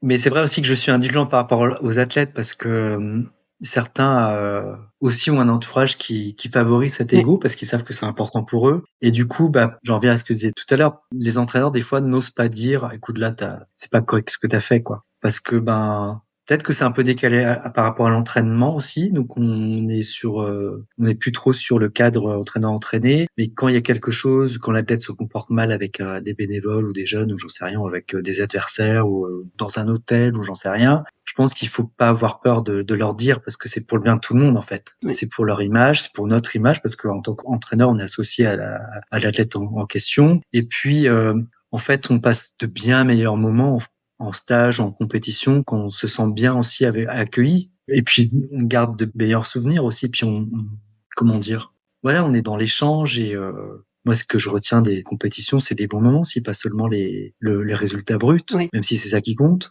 On est jugé là-dessus, et le ministère attend de nous, entraîneurs français, qu'on ramène des médailles. Mais bien sûr qu'on fait tout pour. Mais au final, quand même, ce qui compte, c'est qu'on a passé un super stage en Afrique du Sud là avec la Fédé, c'est que on va avoir d'autres stages, c'est qu'on a les Jeux Olympiques qui approchent et ça va être un moment très difficile avec beaucoup de tensions et de choses négatives qui vont être dites sur les Jeux. En fait, c'est une formidable aventure humaine en fait avec les athlètes, avec leur entourage, avec les collègues, avec tous les gens qui travaillent bénévolement ou professionnellement autour de ces jeux-là. Donc, je veux dire, si on s'attache que aux résultats, c'est d'une pauvreté et on passe à côté de tellement de choses. Et c'est pour ça que moi, je suis tellement privilégié de pouvoir, entre guillemets, choisir avec qui je travaille, avec quels athlètes j'ai travaillé durant toute ma carrière. Ça va faire 20 ans, là. Et quand je pense à tous les athlètes que j'ai pu côtoyer, je me dis, mais quelle chance j'ai eu de pouvoir grandir avec eux et qu'ils ont pu grandir un petit peu avec moi aussi. Mais sur quoi tu voudrais être jugé, en plus des résultats? Parce que tu dis on est jugé sur les résultats, malheureusement on n'est jugé que sur ça. Pour moi, ce qui est important, c'est l'intégrité des athlètes, intégrité physique et psychologique. Donc, c'est quelque chose qui est non négociable. Au-delà des résultats, parce que on peut avoir des très bons résultats en étant un connard. Alors, bon, j'ai pas envie de parler négativement de collègues, mais c'est vrai que on a vu dans le passé des entraîneurs qui ont un comportement qu'aujourd'hui on pourrait plus accepter. Ouais. Qui étaient très très directifs, très verticaux, qui abusaient physiquement ou psychologiquement des athlètes. Ça aujourd'hui, mais on le voit, c'est un mouvement général, global, que ce soit dans le milieu du cinéma, on en parle assez en ce moment, ou dans un tas d'autres domaines. Aujourd'hui, je pense que l'intégrité physique et psychologique des gens, c'est quelque chose qui est non négociable. Donc moi, je me suis inscrit depuis pas mal d'années, depuis longtemps déjà, j'en parle dans les interviews, que le gros problème en sport, c'est pas le dopage ou des choses comme ça, et c'est un problème. Mais par contre, pour moi, ça fait quelque chose de partie de plus global, en fait, c'est l'intégrité physique et psychologique et le respect des athlètes. Donc à partir de là, si on a une attitude écologique et responsable dans ce domaine-là, tout ce qui vient ensuite se décline de façon vertueuse en fait, et on tombe pas dans les dérives de harcèlement ou de dopage ou de voilà. Donc pour moi, c'est vraiment essentiel. Aujourd'hui, je suis content que ça devienne un vrai sujet, que en formation on commence à en parler, même si c'est pas encore ça devient un thème. Il faut que ça soit beaucoup plus partagé et que cette prise de conscience-là se généralise. Voilà.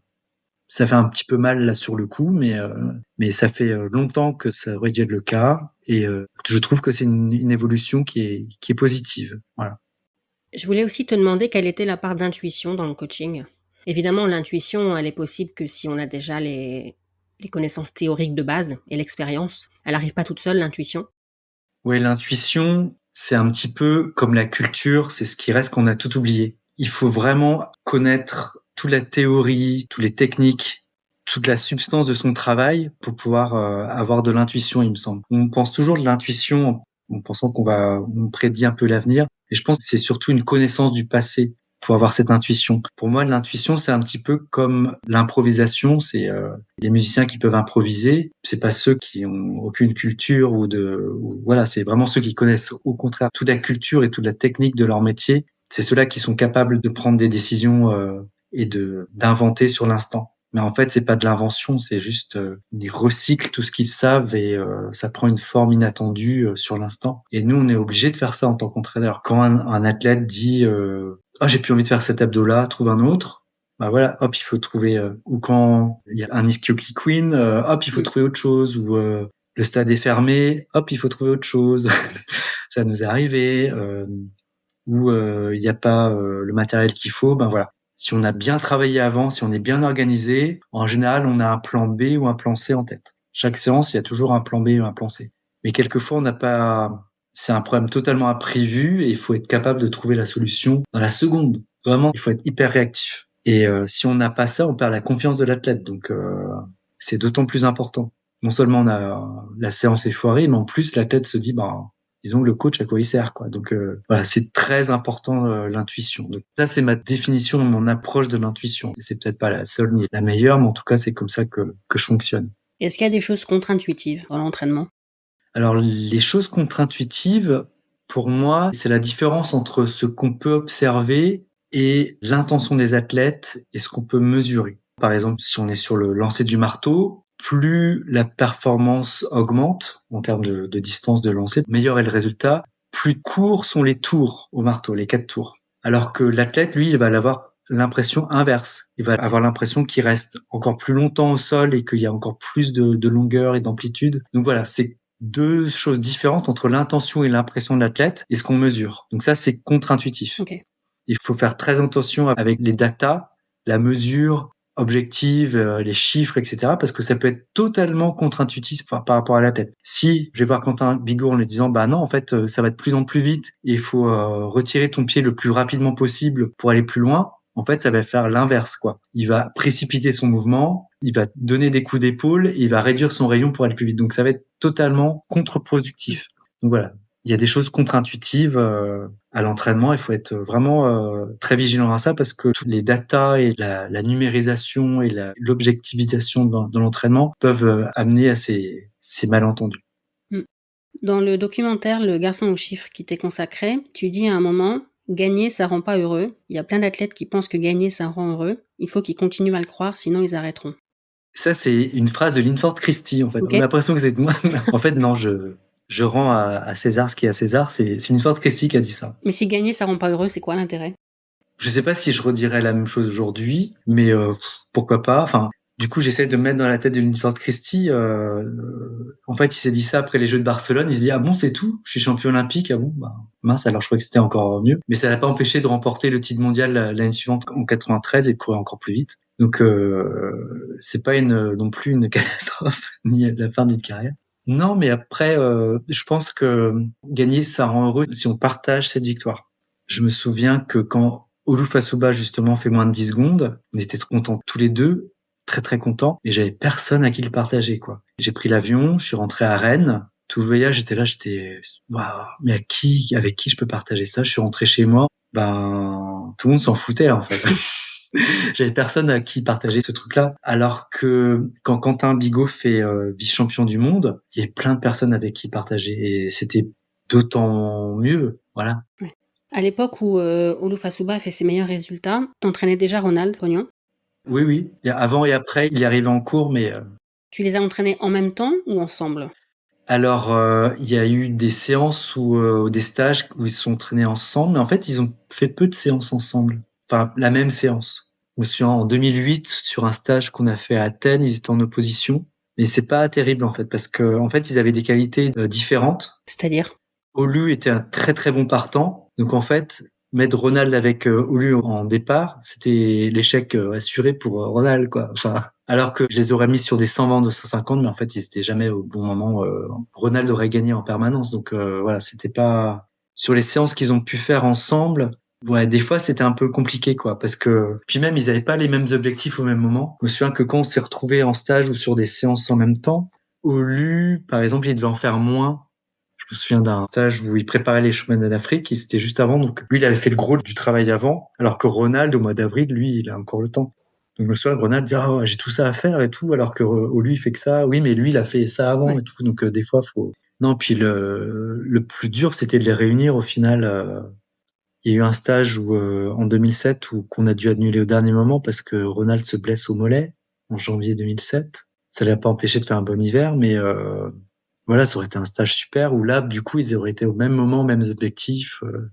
Mais ça peut être démoralisant, voilà, pour l'un ou l'autre, de le mettre sur une séance où l'un est fort et l'autre, alors qu'ils étaient ils étaient rivaux, mais vraiment, ils s'entendaient bien. Et voilà, le peu de séances de stage qu'ils ont pu faire ensemble, bah en fait, je les ai pas vraiment mis sur les mêmes choses, quoi. Ok. Comment t'as commencé à entraîner Christine Aron?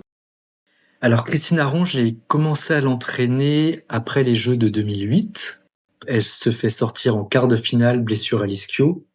Et en fait, c'était plus grave que ça. Elle avait un problème à la hanche. Elle avait une fracture de la hanche. Elle avait un problème de cartilage. Et donc, je la vois juste avant les fêtes de fin d'année fin 2008, du coup. On était en séance de PPG, de mobilité avec les sprinteurs Ronald Pognon et Manuel Nivolet. On était en bas, à côté de l'espace kiné. Et Christine se fait masser par Marc Michnowski.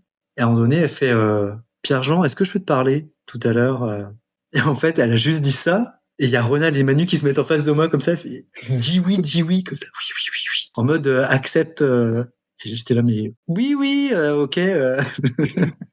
Et en fait, pour être vraiment franc, Bon, Christine Aron, j'ai analysé ses courses quand j'étais petit. Voilà, j'ai encore des carnets de toutes ses courses analysées de 97, 98, 98. Donc à l'époque, j'avais quand même 16 ans et demi, 17 ans et demi, quoi. Donc jamais j'aurais eu l'idée de la coacher, quoi. Après, je l'ai connue en tant que chroniqueur pour les 2AF, et donc je l'ai eu en interview. Et moi, j'avais peur, en fait, d'une part de pas être à la hauteur d'une immense athlète comme ça, et j'avais une image où elle pouvait paraître capricieuse. En fait, on disait qu'elle était capricieuse. En fait, j'ai jamais vu comme ça. Moi, Christine, du coup, je l'ai commencé à l'entraîner après son opération. Elle s'est fait opérer fin de l'année 2008. Donc, elle a repris les footings au 1er janvier. Donc, ça a été une année compliquée parce qu'elle a dû réapprendre à marcher, faire des footings, puis sprinter. Elle savait pas si elle allait revenir et tout ça. En fait, si, elle savait qu'elle allait revenir, mais pas à son meilleur niveau, voilà. Mais elle savait pas jusqu'où elle irait. Mais en tout cas, c'était pour moi l'entraîner. En fait, ça a toujours été un immense plaisir. Je me suis jamais senti à la hauteur. J'ai jamais réussi à être voilà, même avec le recul, en fait, il y a eu des situations où aujourd'hui, en fait, je saurais, comme j'ai progressé, je saurais reconnaître certaines difficultés qu'elle a pu avoir avec son dos, ses ischios et tout ça. J'aurais pu anticiper. Je suis un meilleur coach qu'à l'époque, donc je pense, au point de vue technique, en tout cas. Mais elle, jamais en fait, on a toujours été tourné vers la même chose, le même objectif. On a été toujours d'accord, en fait, sur ce qu'il fallait faire. On a toujours évolué de concert, en fait. On s'est jamais pris la tête ou quoi que ce soit. Enfin, elle a été, pour moi, c'est une femme extraordinaire qui est hyper généreuse. Je le voyais à l'INSEP où, en fait, elle s'intéressait beaucoup aux autres athlètes, où elle discutait beaucoup avec eux parce qu'en fait, elle se rendait compte de leurs difficultés parce qu'elle était passée par là aussi. Donc, elle pouvait avoir des conseils sur l'approche de la prévention des blessures, sur le retour des blessures, tout ça.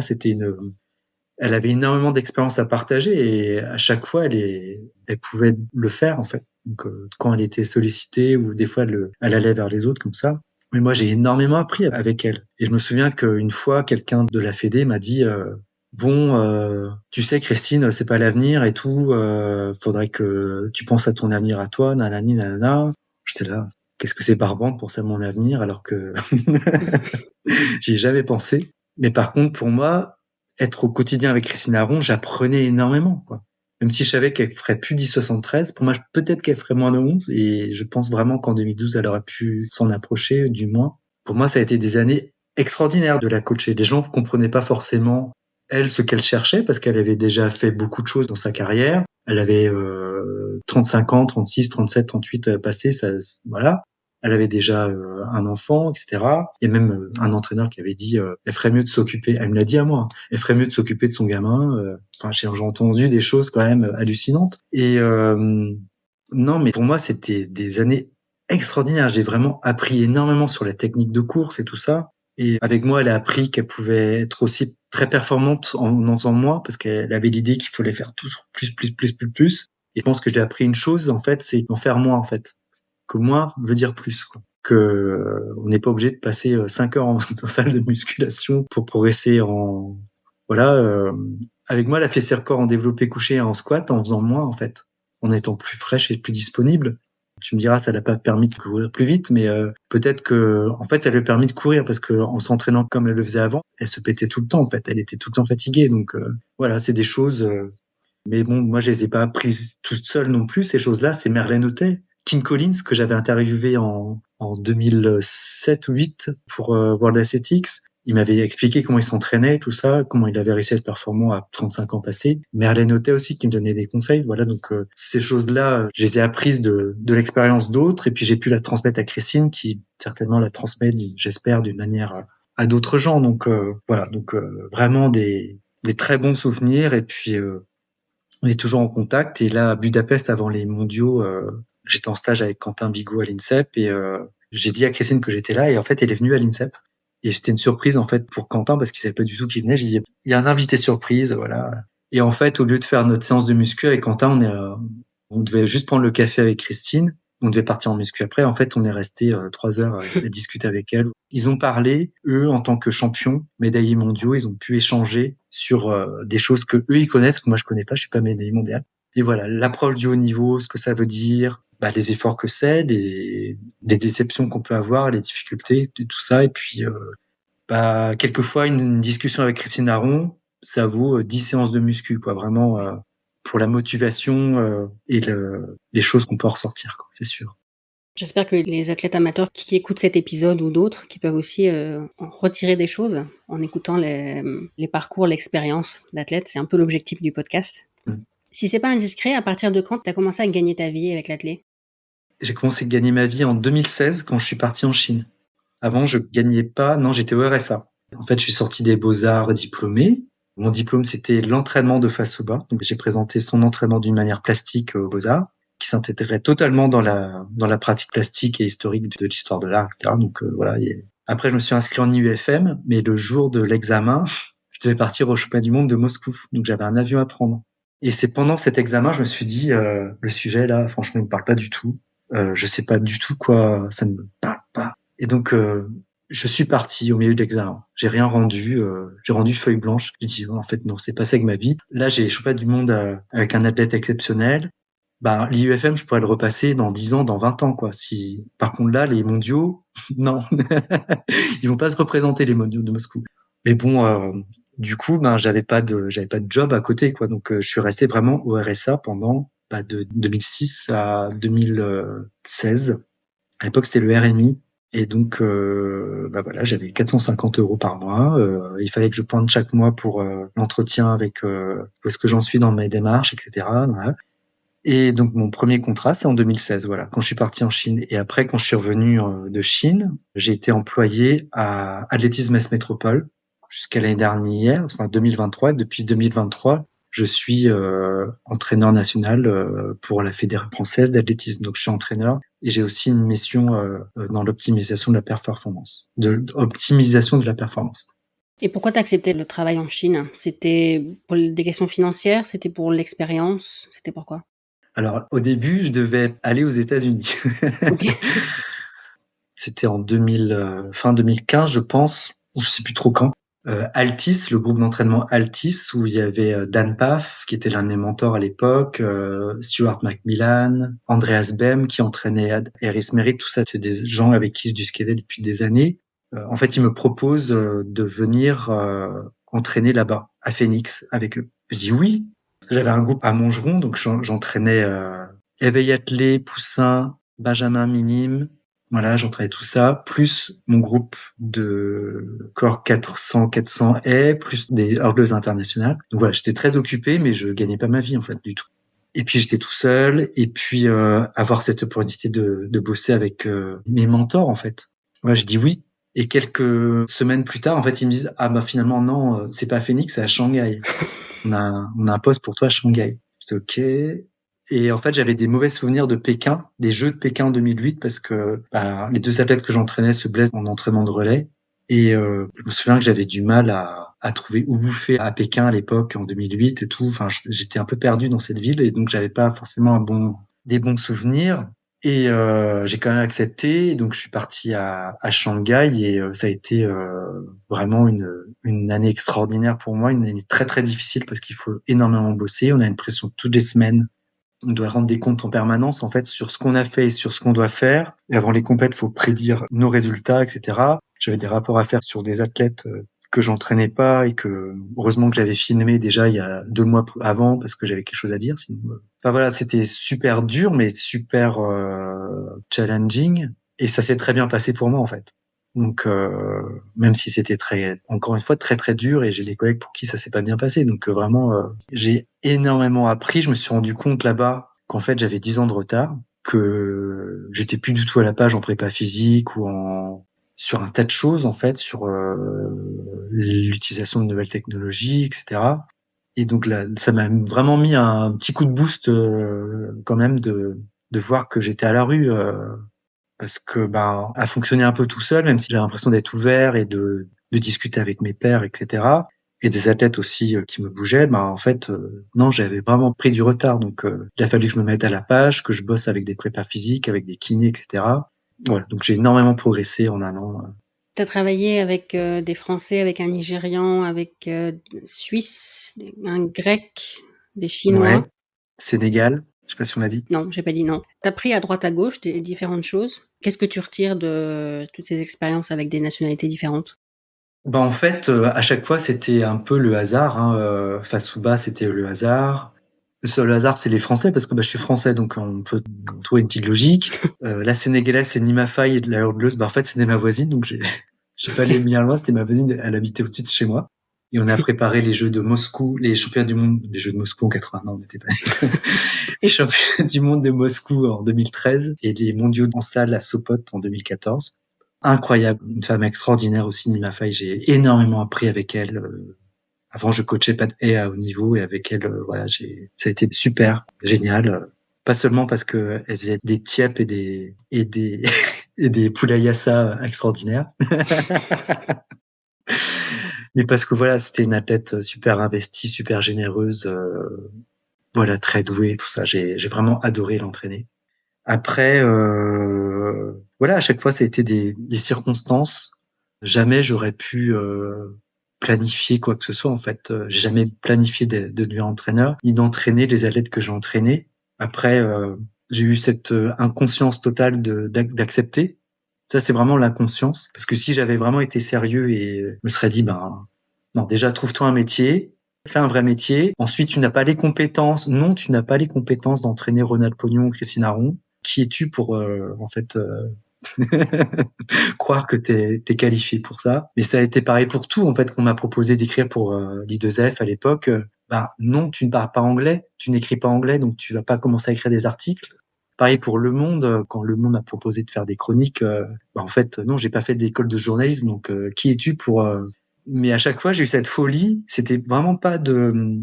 Comment dire, j'étais inconscient d'accepter, quoi, parce que ça m'a demandé vraiment énormément de travail pour faire mes chroniques ou mes articles pour Le Monde. Je voulais que ça soit béton parce que c'est quand même du high level. Donc en fait, je bossais comme un cinglé mes chroniques pour être voilà. J'ai bossé comme un mal pour apprendre l'anglais. Pour Christine Aron, mais j'ai demandé à Merlène Autet, j'ai fait mes devoirs, quoi. Quand Quentin Bigot, j'ai commencé à entraîner Quentin Bigot sur le marteau, qui est ultra pointu sur la technique et tout ça, il a fallu que je bosse, quoi, que je reprenne tout à zéro. Après plus de 10 ans d'entraînement, je repartais à zéro pour la technique du marteau. Donc ça m'a demandé beaucoup de travail et ça peut donner l'impression que j'ai eu tout de suite, mais j'ai jamais eu de passe droit. Il a fallu que je bosse comme un cinglé et que c'était fait avec beaucoup de plaisir parce que j'adore ça, j'adore apprendre, j'adore ne rien comprendre au début et attraper des petits liens comme ça et faire mon petit bracelet brésilien avec tout ce que je trouve et voilà donc non, il y a aucune cohérence, c'est vrai, dans mon parcours, mais c'est voilà, ça me définit peut-être, quoi. Quentin, c'est lui qui t'a sollicité? C'est par l'intermédiaire d'un ami, en fait, c'est un ami en commun, en fait, qui nous a poussé un peu l'un vers l'autre. Et ils sont venus chez moi à Montgeron à l'époque. Ils ont passé un week-end. On a parlé marteau. Quentin s'est rendu compte que j'avais des vidéos de marteau, des articles, des bouquins qu'il avait pas. Donc ça l'a motivé et puis il s'est dit qu'en fait, comme j'étais pas du milieu du marteau, je pouvais lui apporter d'autres choses. Et j'étais un entraîneur de haut niveau, donc il savait ce que c'était, et qui savait comment on peut amener des athlètes au plus haut niveau en championnat. Lui, c'est ce qu'il savait pas en fait. Il y avait une sorte de comment dire, de mentalité qui faisait que on lançait du marteau et on lançait en général. En fait, on était à 2 mètres de son record en championnat, quoi. C'était normal. Alors que Mélina avait montré l'inverse au lancer du disque à Moscou en 2013. Et puis, il n'y avait pas de raison. Et du coup, avec Quentin, ça a été le plus gros travail, ça a été cette approche en fait. Faire comprendre qu'il était légitime et qu'il était capable de le faire, y compris en grand championnat. Et donc, à Londres, ça a bien marché. Il fait 4 et il fait 2 en 2019 au monde, 5 en 2021 au jeu, 4 en 2022, mais à chaque fois avec des très bonnes perfs. En fait. À l'époque, il sortait de suspension. Ouais. T'as hésité? Cette question de la suspension, ça t'a fait hésiter à accepter? Après, il a été suspendu, mais il assume ce qu'il a fait. Ouais. Donc ça change probablement par rapport à d'autres. Ah oui, c'est sûr qu'il aurait été dans le déni.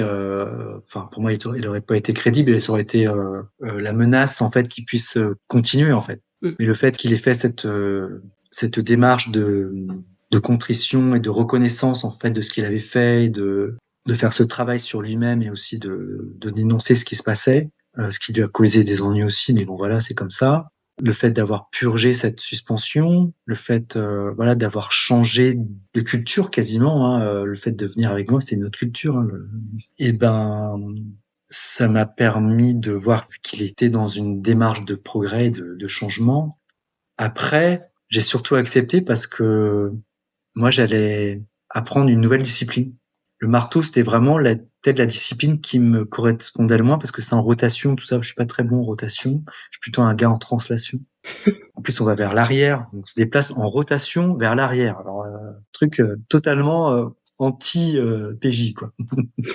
Mais du coup, ça m'a boosté parce que je me dis, c'est quelqu'un qui connaît très bien l'histoire, qui est passionné par l'histoire de sa discipline, sa technique. Je vais apprendre beaucoup de choses, quoi.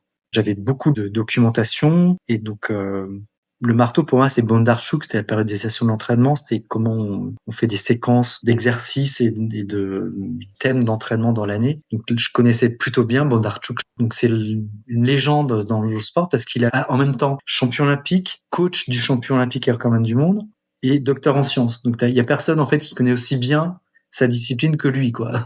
Il a tout gagné, il a fait tout gagner, il a tout compris. Donc voilà, donc c'était quelqu'un que j'ai beaucoup étudié, donc c'était mon seul lien finalement avec le marteau et j'ai déjà perdu ta question du départ, mais Non, mais de savoir si t'avais hésité, sachant que Quentin avait été suspendu pour dopage. bah non, c'est pas. J'avais été rassuré par rapport à ça. Et puis pour moi, ce qui compte en fait, c'est pas où on est actuellement, ni ce qu'on a fait, c'est ce qu'on va faire plus tard. Ok. Je m'intéresse plus au potentiel de progression des gens et à ce qu'ils vont devenir et voilà qu'autre chose. Et moi, je voyais en Quentin le potentiel de quelqu'un qui pouvait éventuellement lancer loin. Ça, j'en avais pas la certitude, et lui non plus d'ailleurs. Et il me l'avait dit tout au début. Je sais même pas si je pourrais faire 70 mètres. Je sais pas ce que je suis capable de faire sans dopage. Là.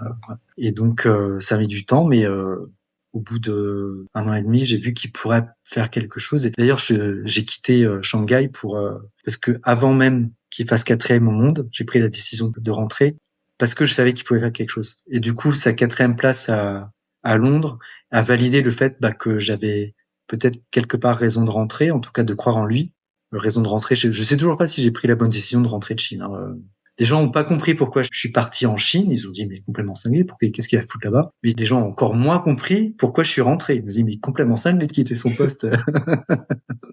Mais voilà. Donc là, les années que je passe avec Quentin depuis 2017, c'est non seulement ses résultats, mais aussi la relation entraîneur-entraîné fait que je suis vraiment très très chanceux en fait d'avoir fait ce parcours avec lui et on a encore ce bel objectif à Paris 2024. Mais vraiment, je dirais qu'on a atteint 3 de nos objectifs. C'était même pas des objectifs réalistes en fait quand on a commencé.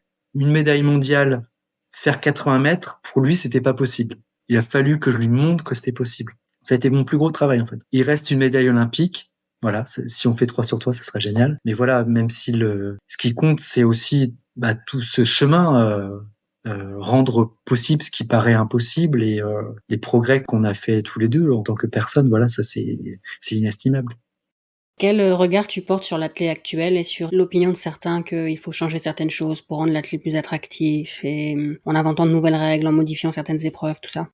Alors, c'est toujours un petit peu le combat entre les modernes et les anciens. On a l'impression que il y a une part des fans ou des dirigeants ou des entraîneurs, etc., qui sont très, très conservateurs et qui veulent rien changer. Et les progressistes qui veulent faire évoluer l'athlétisme parce que on voit que les fréquentations baissent, que les sponsors ne viennent plus, etc. Nanana. Et donc, il faut faire évoluer les choses et que ça passe nécessairement par des innovations. Voilà. Alors, je sais pas si le constat est exact déjà, si il y a moins de sponsors, si les stades se vident. Moi, je retrouve des vieux articles des années 50 ou 60 où déjà on se plaignait que les stades se vidaient. Donc, c'est assez marrant. Ensuite, sur les innovations qui sont proposées, en fait, on revient à ce qui se faisait fin 19e siècle, quand l'athlétisme était professionnel, vraiment pro, dans les rues de Londres ou même aux Antipodes en Australie, ou même aux États-Unis, où il y avait des circuits d'athlètes pros qui se battaient en duel sur des 100 yards, sur des épreuves, sur des 4 miles et tout ça, et les sommes d'argent étaient énormes. Ils gagnaient avec les taux de change actuels l'équivalent de ce qu'on gagne pour une Diamond League. Donc c'était des sommes énormes pour des duels sur 100 yards en pleine rue. Donc l'athlétisme était dans la rue, allait vers les gens, au contact du public, sur des formats qui dépendaient des sites où on se trouvait, avec des duels ou voilà des personnalités ou des athlètes qui se retrouvent sur des disciplines un peu intermédiaires. voilà, avec des handicaps, etc. Donc tout ce qu'on propose aujourd'hui en termes d'innovation, en fait, on prend les bouquins des années 1800, en fait, on trouve des idées. Hein. Et c'était vraiment l'athlète pro, c'était du sport professionnel vraiment pur et dur, quoi. C'était, ils faisaient que ça, c'était leur métier. Après, ça a changé. La notion d'amateurisme est finalement assez restreinte dans l'histoire globale du sport, parce qu'elle date du début du XXe jusqu'au, allez, des années 70. Les athlètes étaient plus professionnels déjà, et officiellement, fin des années 80, et voilà. Mais voilà, l'idée de professionnaliser le sport, si on cherche des idées, il faut aller regarder dans l'histoire, et on trouve tout ce qui est en train de se faire aujourd'hui existait déjà à l'époque. Donc ça me fait marrer quand on dit que on est conservateur, etc. Les conservateurs veulent rester sur les vieilles choses et tout ça. Ouais. En fait, non, c'est les progressistes qui réinventent l'histoire. Est-ce que tu as des livres ou des ressources à recommander pour les passionnés d'athlètes? Est-ce qu'il y a des choses qui t'ont marqué? Oh, On a passé Noël là, mais si on veut faire un cadeau d'anniversaire à quelqu'un, alors, je suis un maniaque des livres. J'en ai tellement. J'ai plein de livres. J'aime pas les prêter parce que voilà, je suis pareil. j'en ai besoin en fait. Si je les prête, en fait, c'est là pile où j'ai besoin d'aller les consulter, quoi. Et ce serait extrêmement difficile pour moi de dire par quoi commencer, quoi, parce que moi, le tout premier livre peut-être que j'ai commencé, c'est La fabuleuse histoire de l'athlétisme de Robert Perrianté. Je pense que je l'ai là. Voilà, il est magnifiquement écrit. Après, la partie femme, elle doit faire 30 pages. Hyper misogyne. Aujourd'hui, si on le lit, voilà. Mais il faut le lire avec du recul aussi. Il faut savoir quand ça a été écrit et tout ça. Donc, une fois qu'on passe là-dessus, mais c'est magnifique. C'est de la littérature, en fait. Donc, c'est sublime et ça permet d'apprendre de l'histoire de l'athlétisme. Mais encore une fois, faut savoir prendre du recul par rapport à ce qu'on lit. Il faut avoir un esprit critique et aussi par rapport c'est vrai que l'athlétisme féminin, ils s'en fichent complètement, quoi. Donc, si on veut voir l'athlétisme féminin, il faut aller lire les Pozzoli, il faut aller lire tous les livres qui ont été écrits à l'époque, mais ils sont aussi misogynes, c'est pas possible. Il y a des pages, mais il y a les formes avantageuses et excitantes de la lanceuse de poids, machin truc, voilà, avec des photos, avec les mensurations, tout ça, qui est plus jolie que cette sprinteuse indonésienne, enfin voilà. Mais c'est malheureusement c'est les seules sources d'infos et de statistiques. C'est voilà. C'est assez catastrophique. Et sinon, il y a les il y a un tas de bouquins sur, spécifiques sur l'athlétisme féminin. On retrouve tous les statistiques, etc. Avec plein d'anecdotes et voilà. Après, sinon, c'est une question qu'on me pose en privé, sur les messages privés. Les livres que je recommande, en fait, il n'y a pas un livre. Lisez tout ce que vous pouvez. Les articles, les livres, les langues, tout. Et faites-vous votre propre opinion et votre propre parcours. Et puis, voilà, les livres restent des références, mais aussi un plaisir à lire. Et c'est pour ça que j'aime bien Parianté, parce il y a un pont avec la littérature, et je suis assez sensible à ça parce que je lis beaucoup de littérature aussi à côté. Donc voilà, j'ai pas perdu, quoi. Et je suis pas déçu quand je lis du Robert Parianté, mais j'adore aussi lire les vieux équipes, par exemple. Pas seulement pour Parianté, mais pour Marcel Ancenne, pour un tas de plumes aussi de l'époque où chaque article, en fait, est une histoire, quoi. J'ai le souvenir d'un article ça doit être, je sais plus pour quelle compétition, ça doit être pour les championnats d'Europe 71, avec Colette Besson. En fait, ça raconte, elle fait dernière, je crois, du 400 mètres. Ça se passe pas bien alors elle avait le record du monde. Et en fait, tout l'article se focalise sur le moment où, en fait, elle sort du stade, elle passe une porte et elle va voir les journalistes. En fait, tout l'article décrit ça, c'est juste un petit espace-temps comme ça, mais t'as l'impression d'être avec elle, en fait. Mais vraiment dans l'angoisse et dans vraiment le seum de la sportive, quoi. Juste après la course et avant d'affronter les journalistes. On est dans cet espace-temps et je crois que c'est Marcel, je sais plus, qui fait un article formidable là-dessus, quoi. Voilà, pour moi, il y a des articles et c'est des formats courts, donc on peut les relire et on peut les partager assez facilement. Et même plus récent, il y a des articles magnifiques sur Pérec de Jérôme Bureau, qui dit que le monde s'arrête le temps de la foulée, le temps qu'elle court, et puis une fois qu'elle a fini de courir, on peut recommencer à critiquer et à dire du mal des uns des autres, etc. Enfin voilà. Voilà, c'est des choses que j'adore, moi, l'histoire de l'athlétisme, l'écriture de l'athlétisme aussi. au-delà de l'entraînement, voilà, j'ai eu la chance d'aborder l'athlétisme par le biais de l'entraînement, mais aussi par le biais du journalisme, par le biais des statistiques, de l'histoire, de la science aussi. Là, avec la FFA, je fais partie de la cellule d'optimisation de la performance et ça me permet d'explorer encore plus cet aspect scientifique des choses avec des collègues qui sont extrêmement investis et compétents, que ce soit de la physiologie, de la préparation mentale, des statistiques ou de la biomécanique. Donc ce pool d'experts là me motivait énormément. Donc voilà, c'est cette façon d'aborder de plein de chemins différents de l'athlétisme qui me fait vivre encore cette passion. Voilà. Finalement, c'est une bonne façon de conclure l'échange parce qu'on a commencé par parler de ta passion de l'athlé, de toutes les raisons qui faisaient que t'aimais l'athlé, et puis la boucle est bouclée. Est-ce que tu veux ajouter quelque chose avant de terminer ? Peut-être les podcasts, quand j'ai vécu à l'étranger, en fait, j'avais très peu de liens avec la France et les podcasts me permettaient de l'avoir justement ce lien de la langue. Quand on est à l'étranger, on perçoit dans la rue quelquefois des gens qui parlent en français, on dit et ça fait du bien. Et moi, les podcasts, c'était quelque chose qui m'ont beaucoup aidé aussi en Chine par rapport à l'isolement. J'avais des podcasts de philo, de sciences, d'histoire sur France Inter ou France Culture. Et voilà, c'est des moments un petit peu à soi, intimes. Et il n'y avait pas vraiment de podcast attelé, et surtout en langue française, francophone. Donc, merci à toi de rendre ça possible. Et voilà, cette petite voix qu'on a avec soi, sans image, qui fait du bien, parce que ça fait vivre aussi quelque chose de la radio et du son aussi, qui est super important et on a un rapport plus intime du coup avec le son et la voix et la langue française pour le coup, et surtout quand on est en déplacement. Donc, j'adore les podcasts et vive les podcasts et vive Athlètes mondiaux. Parfait. Et donc, merci Mathilde. Merci à toi. Tu vas plus écouter de la même façon maintenant que t'es passé de l'autre côté. Mais tu connais les coulisses, les problèmes techniques et tout ça. Merci. Merci à toi. Merci PJ d'avoir accepté mon invitation. Et merci à vous qui avez écouté l'épisode jusqu'au bout. N'oubliez pas de vous abonner pour ne pas manquer les prochains épisodes et laissez 5 étoiles et un commentaire sur Spotify et Apple Podcast. Ça ne vous prendra que quelques secondes, mais ça peut faire une vraie différence pour le podcast. Vous pouvez aussi soutenir le podcast via Tipeee. Tous vos dons, quel que soit leur montant, contribuent aux prochains épisodes. Vous retrouverez le lien Tipeee dans les notes de l'épisode. Merci et à la semaine prochaine.